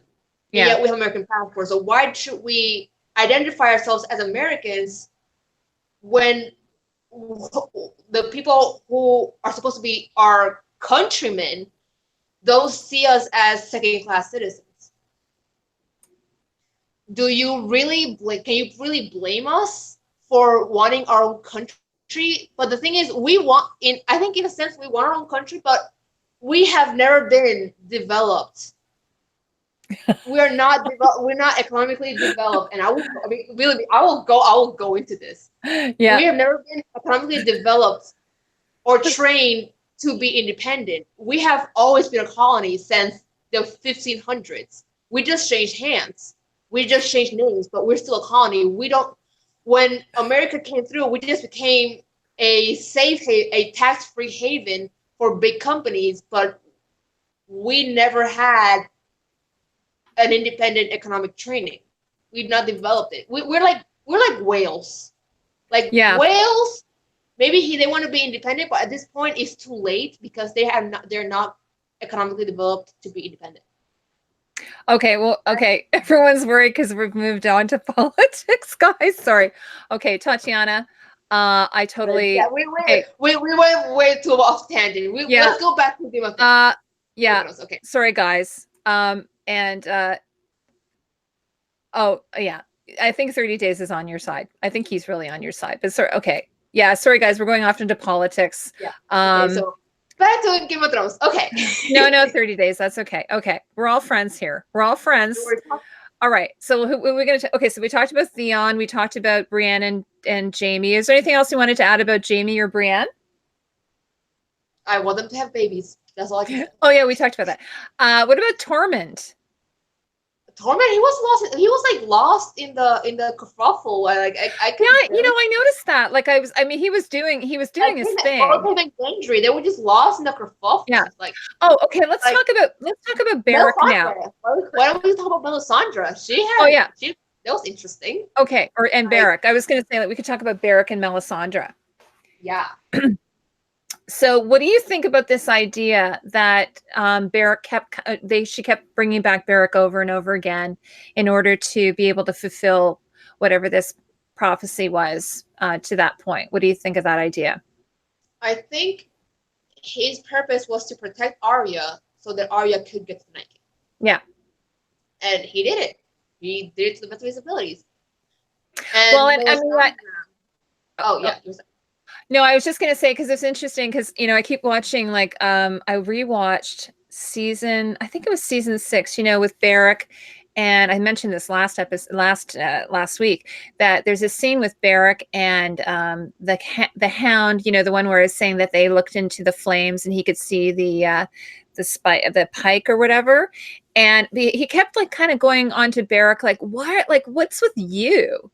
Why are you so special? Why do you keep being brought back? And Barrack's like, I don't know. Like, he really doesn't, right? And it's like the Hound just kept kind of egging him on, but he honestly doesn't know. And I guess that, like they say, that sort of what his purpose was all along, was to save Arya. But obviously the Hound had a purpose then too, although he didn't die. Yeah, well, in the show, that's what it surmounted of, to protect Arya, and so that she could get to the Night King. Like, in the book, it's different because he gives his last life to Catelyn. Well, so this is what, See, I thought what I thought was going to happen. I don't know if anybody else thought this. I thought that Jon was going to be mortally wounded and that Barrack would give his last life to Jon, even though Jon says he doesn't want to be brought back. But that's what I thought was going to happen. Yeah. I thought he was going to give his life to somebody, but no. Vanessa says, I like that because the Hound, Barrack, and Arya had the connection since season 3. And actually last episode, they were talking, looking back. That was the last time good together. Yeah. And Barrack gave the remainder of his life essence to revive Cat after the Red Wedding. She became Lady Stoneheart and went on to revenge Rampage. In the books, but unfortunately we never got to see that in the show. And that scene with Arya was alone, hiding in that room with the whites. I thought that was the first one. Oh, really? Oh, that's interesting. Peter said he thought that was Lady Stoneheart. Oh, interesting. I would have been super disgustingly late in the game. Yeah, it would have been. I think it's sort of like anytime you have a story in 3 acts, at a certain point, you're not supposed to introduce any new information. That's usually sort of like general storytelling. Otherwise, it's like, Deus Ex Machina kind of thing, I think, or bringing in that information too late. Oh, it wasn't, huh? What? Oh, what was that, Peter? Tatiana, you still there? Yeah, I'm here. Oh, that scene when Arya was alone hiding in that room with the wife, I thought before, it wasn't. Oh, he was like, it wasn't. It wasn't so hard. Yeah, no, it wasn't. But they might have done that intentionally, though. They might have done that as a way to, just as like a jump scare kind of thing. Or, yeah, they might have done that as a little like nod to the fans or something. You know what, honestly, I don't know if anybody here has had a chance to watch it a second time. I really need to watch it a second time.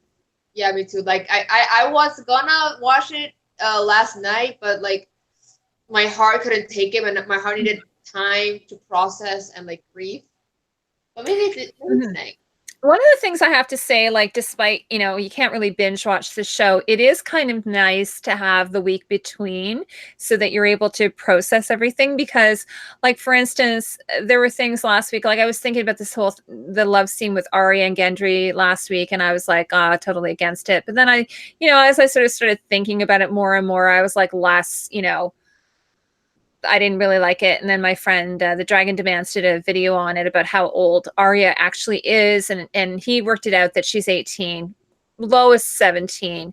And then Gendry would be, I think, 24, I think was what they worked it out to. But the actor is actually older. And that might be why it was kind of throwing me off a bit too. Because I think the actor, Joe Dempsey, is actually 30. And then she would have been 22. Yeah. So, and he said he was a little bit weirded out by it because, of course, he's known her since she was a little girl. Yeah. And but at the same time, he didn't want to like patronize her or take away her agency. Yeah. No, I'm meaning the actor. I'm meaning the actor was a little bit, No, but then that's what I said. yeah, but and then it was funny. And then Maisie Williams, she was tweeting like, because I think she knew some of the fans were a little uncomfortable with it. So then Yeah. she tweeted out saying, hey, if you guys are uncomfortable with it, imagine me. Like I've got my parents watching it and my brothers and sisters and like all these different people in my family. That's like, and she did her own nudity. Apparently it was it was side boob kind of thing. So it wasn't Yeah. anything graphic or whatever. So, yeah, so I was kind of like, and it's sort of like the same with last night. So I always have my like immediate acute reactions to things. Like I'm like, what? Like, and then as I let it sort of marinate a bit, I kind of a better perspective, which is why sometimes I find, like, for instance, like I was saying, I'm doing this video on Jamie's costumes, and a lot of this stuff is like happened ages ago. But it's kind of nice because I've been able to sit with it for a while. I always find it hard, like some of these creators who do these videos, they'll do video after video commenting on things that have happened just recently. And I find for me, I don't know about you, Tatiana, but I kind of sometimes like to sit with things for a while. Yeah, I mean, so again, this episode I had to sit with it for like a long while because God, I cried so hard. Like if you hear some of the recordings I sent to my friends, I was like, no, no, why, you bastards, the Indian bastards! Ah! I was like that, like literally throughout the entire episode. Entire episode. Majora says, I thought one of the whites in the crypts looked like Maester Lewin. I hope not. I mean, it could have been anything with the lighting in this episode. Yeah, people have been saying that they thought they saw Maester Lewin rise up. Yeah, so I think and just to answer your question, 30 days. So I don't know how it works for HBO, but for me, you can watch it anytime. Like it's like I actually didn't start watching it right at 9, like I had to get the kids to bed and stuff. So it's kind of like pause, start TV. You can do that. Is that how it works for you? Is that how it works for you, Tatiana? You can just kind of watch it when you want? I guess. I mean, we do have HBO here. Well, once I don't have HBO now, but well, like once the episode is aired, you can kind of watch it on demand, kind of thing, anytime you want. Yeah, that's what hindsight is saying. No sign of Royce in that battle. I thought I saw him. I thought I did see him. I mean, his people were there. But yeah, did you see Royce? From nope. Yeah, so presumably he survived. I just assumed he was in charge of his army. Yeah, one of the things someone was saying is, where is Sweet Robin? In the Vale, living it up like yeah. I don't know. I don't think he's going to come back. I don't think he will. No, he's like, do we really need it? Do we miss him? Do we? No, he's kind of snivelly. And there were people who were talking about, Sansa marrying him, and I'm like, oh, please. No. I think she's got her own agency now. I don't think she should have to require to marry anybody. She don't need no man. Yeah. Okay, so let's talk about Mel then. Melisandre. Now my big disappointment with her is that she didn't have a new costume. I thought she should have come in wearing something really spectacular. She's just wearing her same old stuff. What do you think? True, but again, it's a battle, so even if she wasn't spectacular, it was just gonna get messed up and dirtied and stuff. So yeah, but don't you think, like, I'm always gonna love her clothes, so. I mean, I love her clothes. You know how I'm a huge fan of her clothes.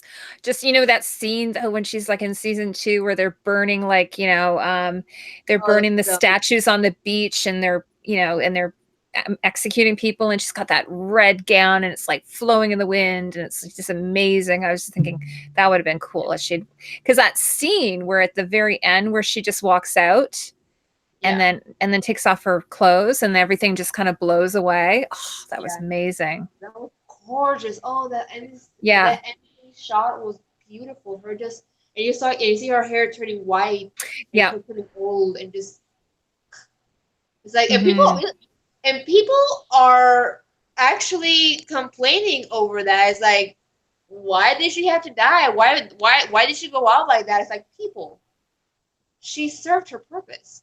Like, Yeah, she's like what, she 500 has years old? How old is has she? 400 years. She's She done. has She's lived done.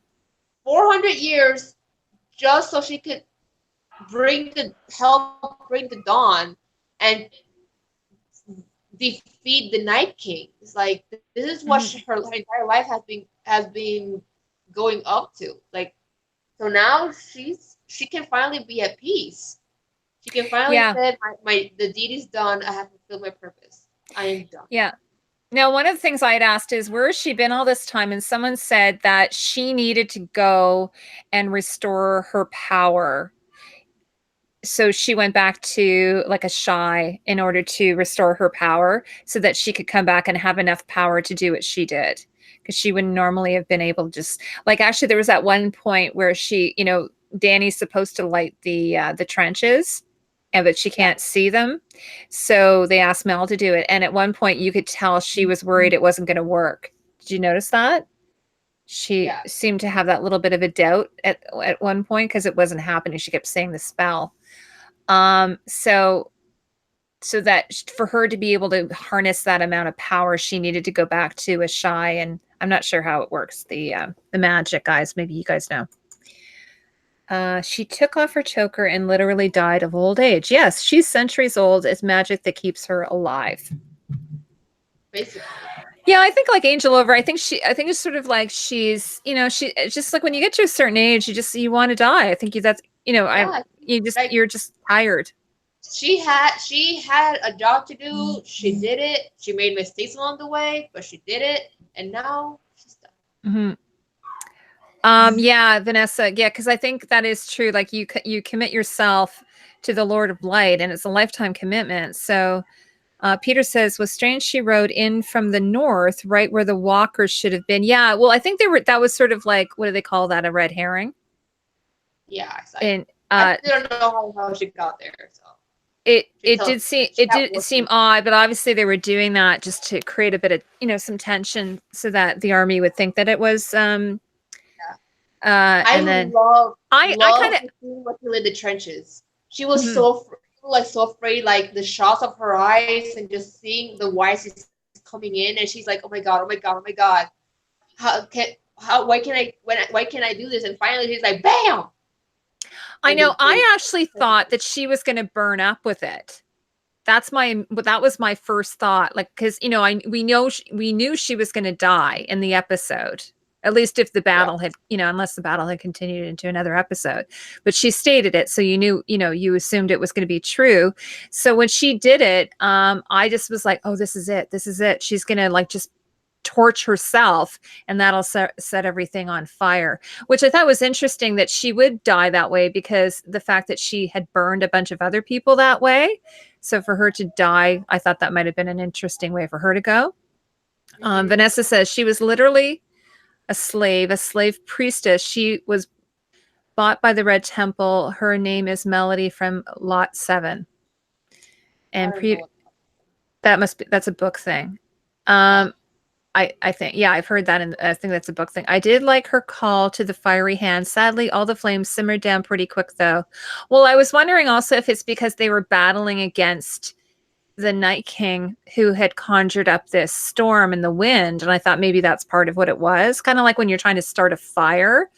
Yeah. And if it's really, really cold. That's what the fire did. Like, Dava was giving Dany the signal, but she couldn't see it because of the storm. Yeah. So, and then if anybody's ever tried to start a fire, like when it's really cold and windy, it's nearly impossible. So this is what I was thinking. She was sort of battling, although if the Lord of Light, obviously their power would be supreme. So, but I guess you could argue that the Night King's power is supernatural and supreme as well. They're kind of like, what do they call it? Like opposites, like opposite coins, sides of a coin, I suppose. Basically, yeah. She's fire. Oh yeah, Vanessa says she was also expecting her to burst into flames. But that last scene was great, though. Yeah, I like the last scene. I like how they did it. Well, also because then she kind of got to stay to the end to see it through, right? Because also, when does that happen with Arya? She needs to be there for Arya, so that happened after, right? So I guess she had to actually be there for that moment with Arya to tell her, or someone with blue eyes, and then not. What are you gonna tell? What was the line again, Tatiana? What are you gonna? Brown eyes, green eyes, blue eyes. But what was the line she asked her again? Oh, what do we say to the god of death? Yes, not today. Yeah. Yeah, it's funny because my husband, he was working last night, and he was at a big event, and the client wanted to watch Game of Thrones on a big screen, so they got to watch it on a big screen. So he said, he always says this though. He's like, I knew that it was going to be Arya as soon as she left that room, and then he's like, I bet you she's going to be the one to do it. He knew, but I didn't. I was just like in my own little brain. I didn't know either. Like, yeah, I was in my own little brain. So she came out. So people were joking. This cracks me up. I love the fandom cracks me up. So someone was saying, so how did she sneak up on the Night King? And I was thinking because he's just distracted, but people were like, she was dressed up like they thought that she was wearing a mask of a white, or that someone said that she was one of the Direwood, one of the Direwood. What do you call it? The not the Direwood, the one of the trees, the werewoods. She was disguised as a werewood, kind of like in the Hunger Games when you have, what's his name? He knows how to do. PETA knows how to put the makeup on, and he can pretend to be a tree. Yeah, that was one of my favorite parts because he's got experience baking. You know, he knows how to bake and decorate cakes and stuff like that. Yeah. So PETA, he's like covered. So that's what she was doing. She was in the Godswood pretending to be a tree. Oh my God. But Stark was ex machina. Yeah. Ye old nothing to see here, moving to bush tactic. Yeah, exactly. Nothing to see. Well, the thing is, she could have been hiding in there before they got there, right? She could have been hiding before they got there, but she just, because it did seem like she came out of nowhere. She was surrounded. The brand was surrounded by whites. It's like there were whites everywhere. So yeah, and then they kind of part. They did stop and they did part to let them through. And then so they did stand back because there was like a bit of a circle around them, right? But yeah, so you're just like, where was she? Like, hopefully they'll tell us. Maybe we'll get some more info.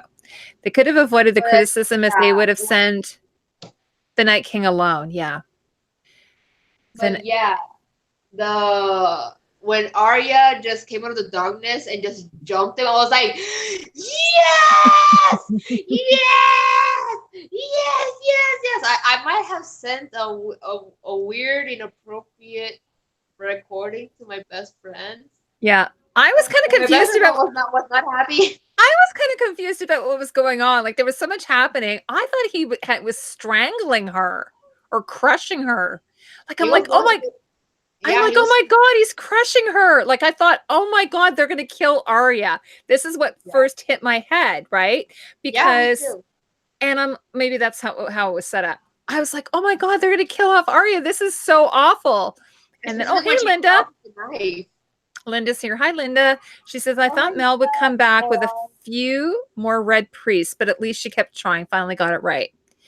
Yeah, Linda, we were just talking about how we think that, or like how I'd read this, that someone had suggested that she probably went back to Ashai to get her more power so that she could light the trenches.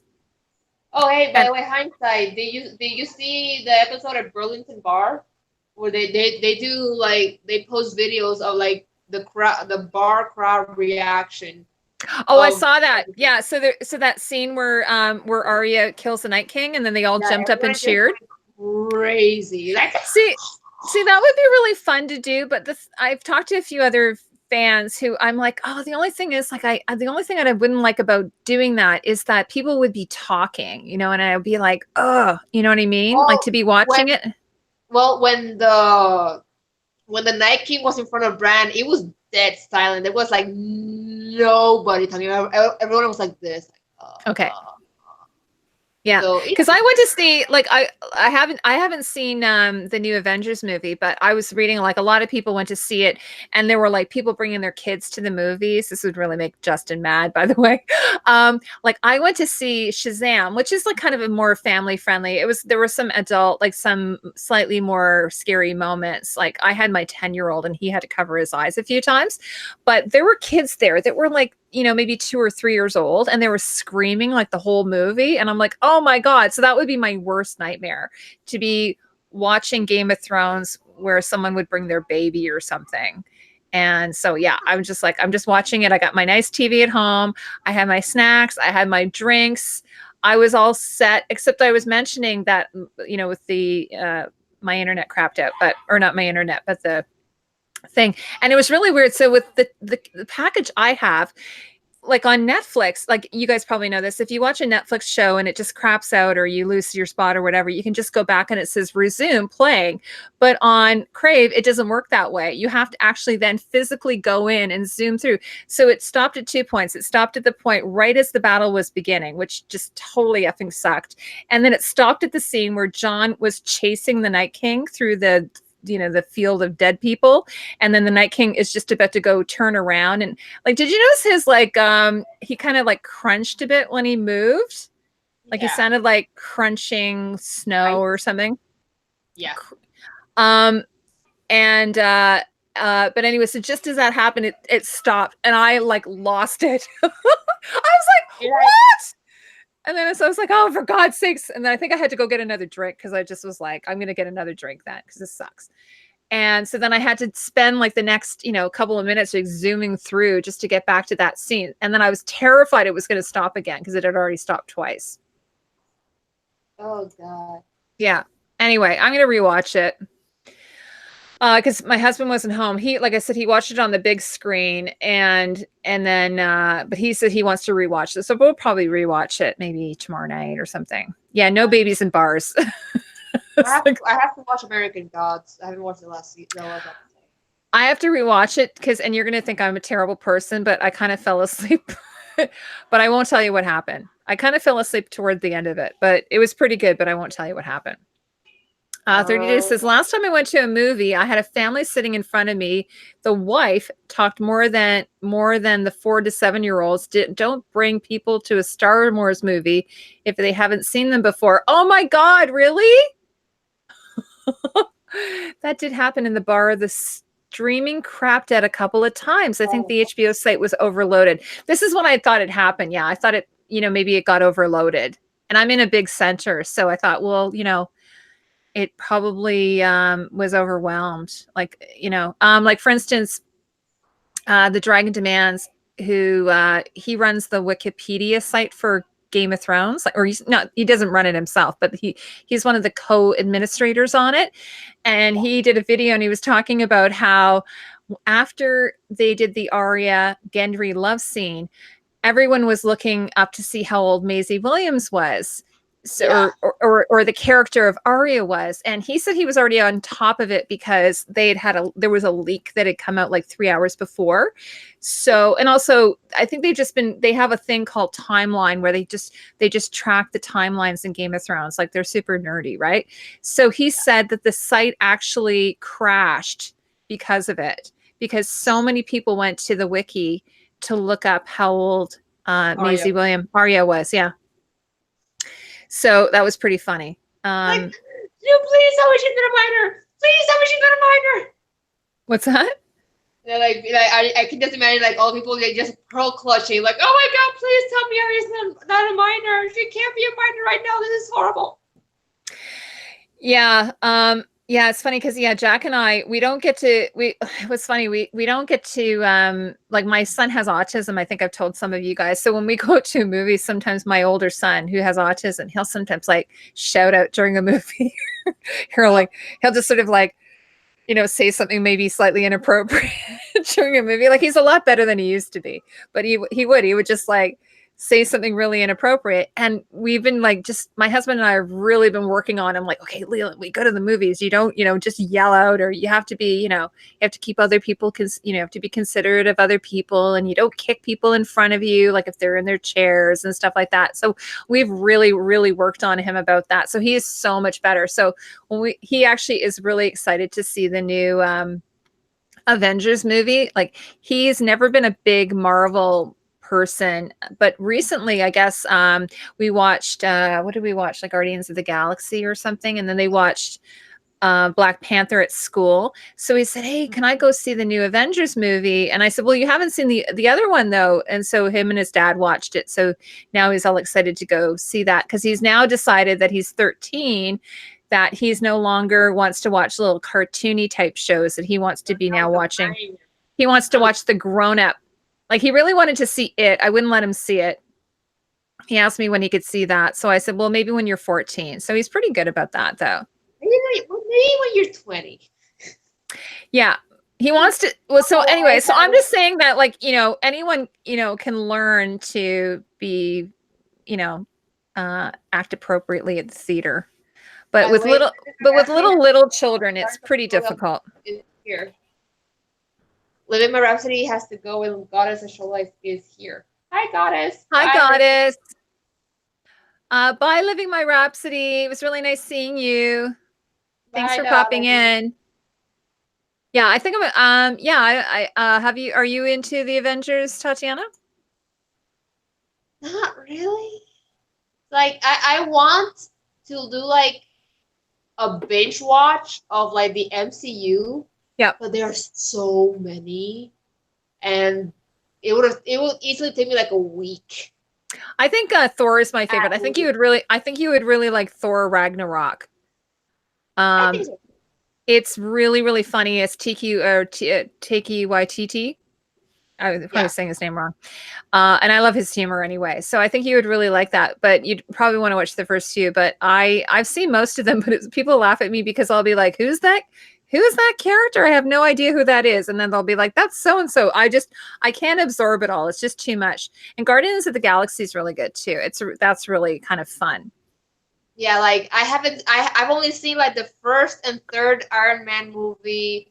I've seen the first Thor movie. I have not seen any of the Captain America movies, like none of them. Oh yeah, Vanessa says Ant-Man's really good too. Yeah, Ant-Man's really good. I saw the first Ant-Man movie, and I've seen the first Avengers movie, and I've seen Black Panther. I think that's about it. Is that about it? I think that's quite a bit. Angel over says her first horror movie was Alien at 10. That's terrifying. Ouch. Man, I don't even watch Alien now, and I'm 26. Oh, I love Alien. It's one of my favorite movies. Peter says he watched Endgame yesterday on his Fire Stick from the How did you do that? Fire Stick. How did you watch it on your Fire? Oh, was that were you able to download it or something? Jose says, I like the Avengers series, but low key only because everyone else watches it. I don't want the FOMO from ignoring it. I'm not sure what that means. Ragnarok and Black Panther are my favorites. Yeah, me too. And I love Ragnarok and Black Panther. I love those both. And I think it's because they're slightly weren't those two directed by the same person? No.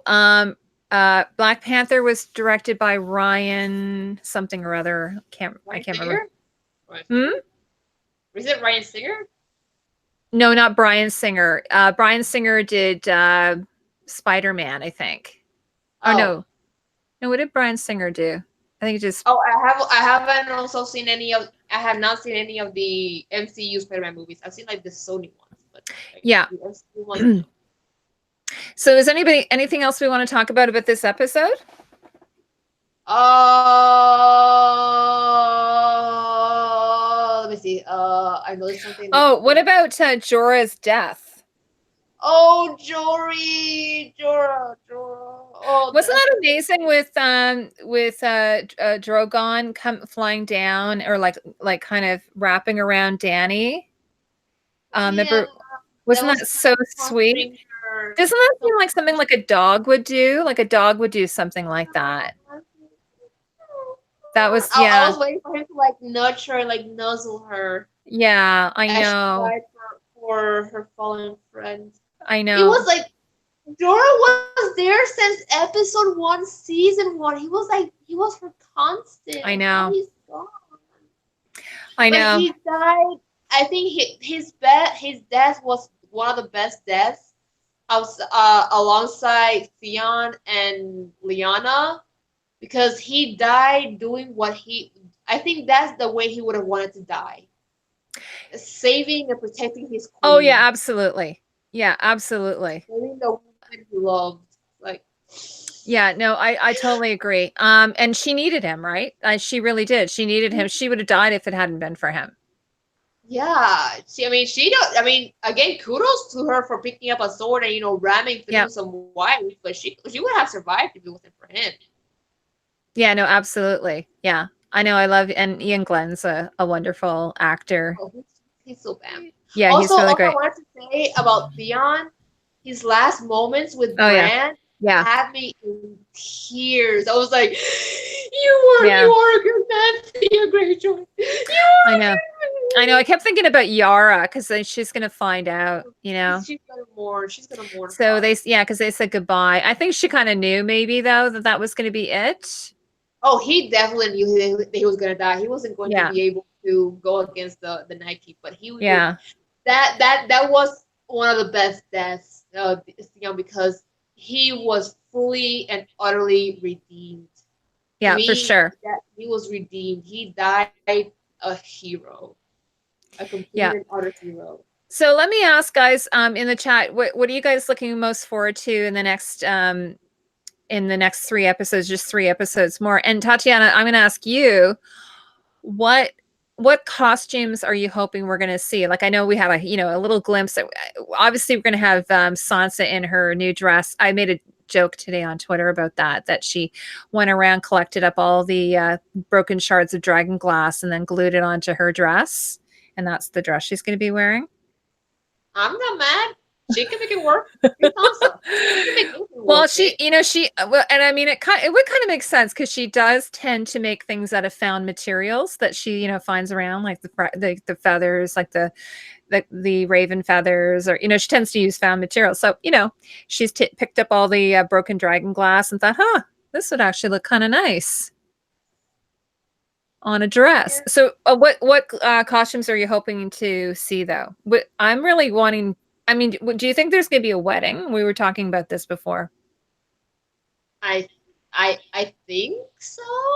Maybe. I don't know if Jon and Dany managed to like resolve their drama about the throne, then maybe if Cersei doesn't kill one of them. But yeah. I don't know. Oh, 30 Days Dragon Glass is like kind of like obsidian. You know what I would like? I would like a new costume for Arya. I mean, I love her costume, but I want to change. Well, you know what? And it's been trashed. So logistically speaking, like if you were to say, like if she was to just show up in the same outfit, but it be clean, it wouldn't really make too much sense because it was completely trashed in the battle, right? And it is like a battle kind of, it is like she's, with the cape and everything. She's, it is kind of a battle outfit. So it would be nice to see her wearing something different. I think, did they show her in the promo, like kissing Gendry? Oh yeah, they did. They had a little, so I don't remember what she was wearing there. Oh no, because you only see her face. You don't see her like her body. You only see her face. So yeah, so it'd be nice to see her in something different. I mean, Michelle did do an interview and she said there are some surprises coming. So I'm just like, oh, what are they going to be? What are they going to be? I mean, obviously we already saw, like, I've been kind of like, they keep showing pictures of the, we've seen pictures basically of everything there is to see so far. So whereas last season, there were some really nice surprises. You remember during the season, we were like, oh, I didn't know that was going to happen. Like, I didn't know, Lyanna Stark's dress, for instance, that was a huge surprise. That was so awesome. Yeah. So it'd be nice to see. Heinz says, I hope Jon Snow has something special and new to wear. Totally. And Vanessa says, I was hoping Bran to warg into Theon while he was dying and killed the Night King. Oh, that would have been so cool, Vanessa. Don't you Tyrion, think? Tyrion will still be nominally on Dany's side, but I think he has big doubts. What Jaime does next intrigued me. Just serve Brienne. I just want Brienne and Jaime to get married and have beautiful babies and just be a badass night couple. Just couple of nights, you know, just Or maybe, being awesome and or maybe she could beautiful. have a threesome with Tormund and Jamie. I think Tormund is a jealous lover. You think what? I think Tormund might be a jealous lover. I He know might. Jaime. It was a redhead. Yeah, redheads tend to be jealous. I'm saying that as a redhead. Wow. Well, this isn't my natural red, but I was kind of red when I was younger. Vanessa says Sansa spring collection is coming. Yay! I think there'll be a bit of a, I have a feeling there'll be a Lord of the Rings thing. That after all of the battles and everything is done and there's peace brought to Westeros and the world, that we'll see everyone wear, like, all the light will come back, all the clothing will become lighter again. That's what I think will happen. Will Cersei say the baby is Jaime's or Euron's? Is she pregnant? Ooh. We don't know. Like, Jamie said that she is definitely pregnant, although there's no way for him to even really know that. Like, he told that to Tyrion, but you know, again, oops, just tossed my glasses, but I got so excited there. But we don't really know for sure if that's true, right? Yeah. Oh, also, Majora says, I'm okay with a Brienne threesome, but I'm not sure she would be. Brienne doesn't need any man or two. She doesn't need any man, but it would be nice if she had one. Man. If that man is a hot Lannister who she made better, you know. Majora. Fighting alongside her. No, yeah, I think it's gonna be, like I said, I think it's gonna be like Lord of the Rings, where everything is like, you know, at the very end, all the dark will be gone. I think that's what she's gonna do. It's very Lord of the Rings to do that. Yeah, Majora tosses glasses at the exciting thought of no more black. Exactly, Majora. Yeah, I got so excited there. Well, you guys know how I feel about the black. I understand it, but I just, you know, I just because a lot of times costumes are conveyed through color, and so if everything is all one color, then I'm like, well, it's all one. To me it feels like one note, and I get it with Cersei. And then, but it was weird though, because then, like, Michelle tends to kind of go back and forth a little bit. So she did an interview. She goes, well, you know, Cersei's in mourning, so she's in black and her children have died, and, you know, she's turning evil and what have you. But then now the red's creeping back in. And I'm like, but why is the red creeping back in? I don't get it. She just says it's creeping back in, but she didn't state why it actually is creeping back in. Is it because she's more hopeful, because of the future, because she thinks she's going to have a baby, but then Jaime left her? I don't know. I'm not really sure I understand it personally. I think it's hope for the future because of the baby. Yeah. If anything. Yeah, but she didn't say that in the interview. She just said it's creeping back in. Because she did the same thing with she changed palettes several times with several characters, and so it is just, she doesn't always necessarily articulate it. I think she likes to leave it up to the audience, to be honest with you. I don't think she likes to explain everything. Like, some designers like to tell you exactly what's going on with everything, and I think she just likes to leave it up to the viewers a lot of the time. Yeah. By the way, I had someone today who they thought that they totally disagreed with me and you and everybody about the Tarly women, their outfits. Yeah. And she said she thought that they were lovely, and that she thought that the sleeves look like butterflies. And then in the Philippines, they have these folk costumes where they have these really, really massive sleeves, which I'd never seen before. I looked it up, and they were really, really interesting. Like, it's an interesting silhouette, but it still didn't really look like the Tarleys to me. I guess maybe she might have, because she had it in her mind, she might have thought it looked like the Tarleys, but I didn't think it looked anything like the Tarleys. But it was just like, I was still like, no, they're still pretty ugly or something. I was just like not in the mood to discuss it. I was like, no, those are still pretty ugly. I mean, if you like them, more power to you, but no. Yeah, because like looking up these these Philippine folk costumes. I was like, oh, those are actually really interesting. The silhouette's really interesting. It's very sculptural looking, and it's changed over the years. So you see a lot of women in the Philippines wearing them for formal wear. But I didn't see that connection. And like I said, it wasn't Michelle Clapton who did them, right? It was that other woman.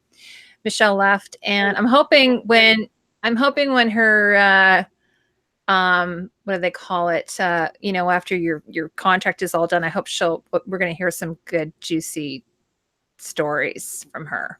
I mean, she has a book coming out, but that's not going to be I'm just hoping we're going to hear some interesting stories, because she's been there the entire time, except for that one short time she left in season 6. But she did come back and finish off this season, but she didn't do the entire season. That's when it was April Ferry. So it'll be really interesting. And also, actually, when all of the cast, when they're done, what is it? Do you guys know what I'm talking about when you're not allowed to talk about their contract? All that was missing was bonnets. Yeah, Linda, exactly. They should have done bonnets on the Tarly women. Don't you think that would have, and little arm baskets, like with flowers coming out of them? That would have been perfect. I think Cersei is wearing red because she hopes to put out a red wedding or reign of Castamere moment. Oh, maybe. The Tarly women had snow white puff sleeves. That's what I thought. Yeah, Snow White. But these ones that I'm talking about, they're very different. They're actually really, really fascinating. So I'm going to actually look more into it. So what else? Tatiana, any final words from you, my darling? This episode broke me in many different ways. I mourn for all the dead. I'm happy that Grey Worm and Jamie and Brienne and Gendry and all them babies, all of them, my babies are alive. Yeah, me too. And even if it doesn't happen, I will still dream that Brienne and Jamie got married and they have beautiful babies, and they are just a night couple, just fighting the good fight and being honorable and amazing. So yeah. Okay, and so everybody, I was mentioning at the very beginning of the stream that after this, I'm going to take a break, but I'm going to be on Justin Thomas's live stream, which is Top Shelf Fandom. And then if you missed it at the beginning, I'm moving on the weekend, which is awful, right in the middle of a Game of Thrones season. But it's an unfortunate thing. I have no choice. So I'm moving on the weekend. So I'm not going to be, Tatiana and I, maybe what we can do, Tatiana, we won't do it Monday. Maybe we can bump it. I'll see how my internet situation is. Maybe we can bump it to Tuesday, Wednesday, if that's okay with you. Yeah, that's okay with Game me. of Queens. Yeah, it all depends on my work, but yeah, I have no problem. Oh yeah, we have to work it around your, okay. And then we're also hoping that we can get Aaron to come in as well. So, because he's the third queen. Tatiana and I are the two queens, but then we have a third queen. He's missing. The queen is out of commission. He's working from the shadows. He's what? Yeah. Sorry, what'd you say, honey? I know that he's working from the shadows. From the shadows, he is, yeah. So he, so we're hoping that, but like we're saying that we'll probably carry on with this even after Game of Thrones. They're doing a new Lord of the Rings series. Did you know that? Oh yeah, The Long Night. Mm-hmm. So not Game of Thrones, a Lord of the Rings. They're doing a Lord of the Rings series. Oh, yeah, really? I think I'm not sure if it's. Yeah, I don't know if it's HBO, no, I don't think it's HBO. It might be. I'll have to look into it, but there's been some chatter about that. Yes, it is stressful. Yeah, Linda, it sucks. I've been complaining about it, and it's funny because we're we're kind of like already sort of living out of boxes and stuff. But luckily, I've got someone to come and do it for us. But once it's done, I think life will be a little bit nicer. But it's just, like I said, I don't know how the setup is going to be in the internet and all that. So it's a little bit in flux, but we'll watch the show Sunday night, and then Tatiana and I will try to work out something. So I want to thank everyone for coming. Thank you so much. 30 days. Even though you're late, I really appreciate you coming in. He's our moderator, and we have really lovely people though. We never have any problems really. Hey, Tatiana? Yes. Oh, Lord of the Rings is on Amazon. Oh. Cool. What is it? Is it like a reboot of the movies, or is it like like the Silmarillion or something I in think it's a reboot of the movies. well, that's Except told in oh a TV series, like serial. the focus will be on a young Aragorn. Oh, really? Oh, I didn't know that. Okay, sorry, I didn't even know anything about it. I moved from Okay. VCR to MJ, no breakage, then moved back 2 blocks, had to claim insurance. Oh my gosh. Oh my god. Is that Vancouver? I think it's Yeah. Vancouver. We talk about Vancouver to what, MJ? Okay. I'm not sure what MJ is. Vancouver to MJ. I'm not sure. She'll probably tell us. I was gonna say Montreal, but that's not it. Oh, 30 days. She doesn't, that's not true. No, It's we're all okay. friends here. We're all friends here. You're one of the good. You're one of the good ones. You I just get totally. defensive when the topic comes up. Yeah. It's Oh, Moose Jaw. Linda, it was Moose Jaw. Tatiana, oh that's out west. Yeah. oh. I've It is never. really stressful. I'm just moving like a couple of streets over. It's really crazy. So the kids don't have to change school, so that'll be good. Okay, so everyone, thank you so much for coming, and we really appreciate it. And yeah, we'll look forward to seeing the next episode of Game of Thrones next weekend, next Sunday, and then there's just 3 more left. Oh my God, can you believe it? No, give me more. Give me more Yeah. always. No. And then we'll have a nice summer. Yeah. Yeah. Okay, want to say goodbye, Tatiana? Well, goodbye. Look us up on the Game of Thrones Custom Analysis Facebook page. I'm always there, like putting up videos and stuff. Oh yeah. So if anybody doesn't know, in the description below, there's the Game of Thrones what is it? Game of Thrones costume analysis Facebook page. There's only like 43 of us or something. So come and join us. We talk about costumes. I'm not as active on there, but after the season's over, I will be. Because I got to finish my book, for gosh sakes. So once I move, I'll finish my book and then I'll be more active on the page. Okay. Thanks, everybody. Have a great night. Take care. And it's a little stopper. And she never wanted to leave. She never wanted to leave. And she never wanted to leave. And she never wanted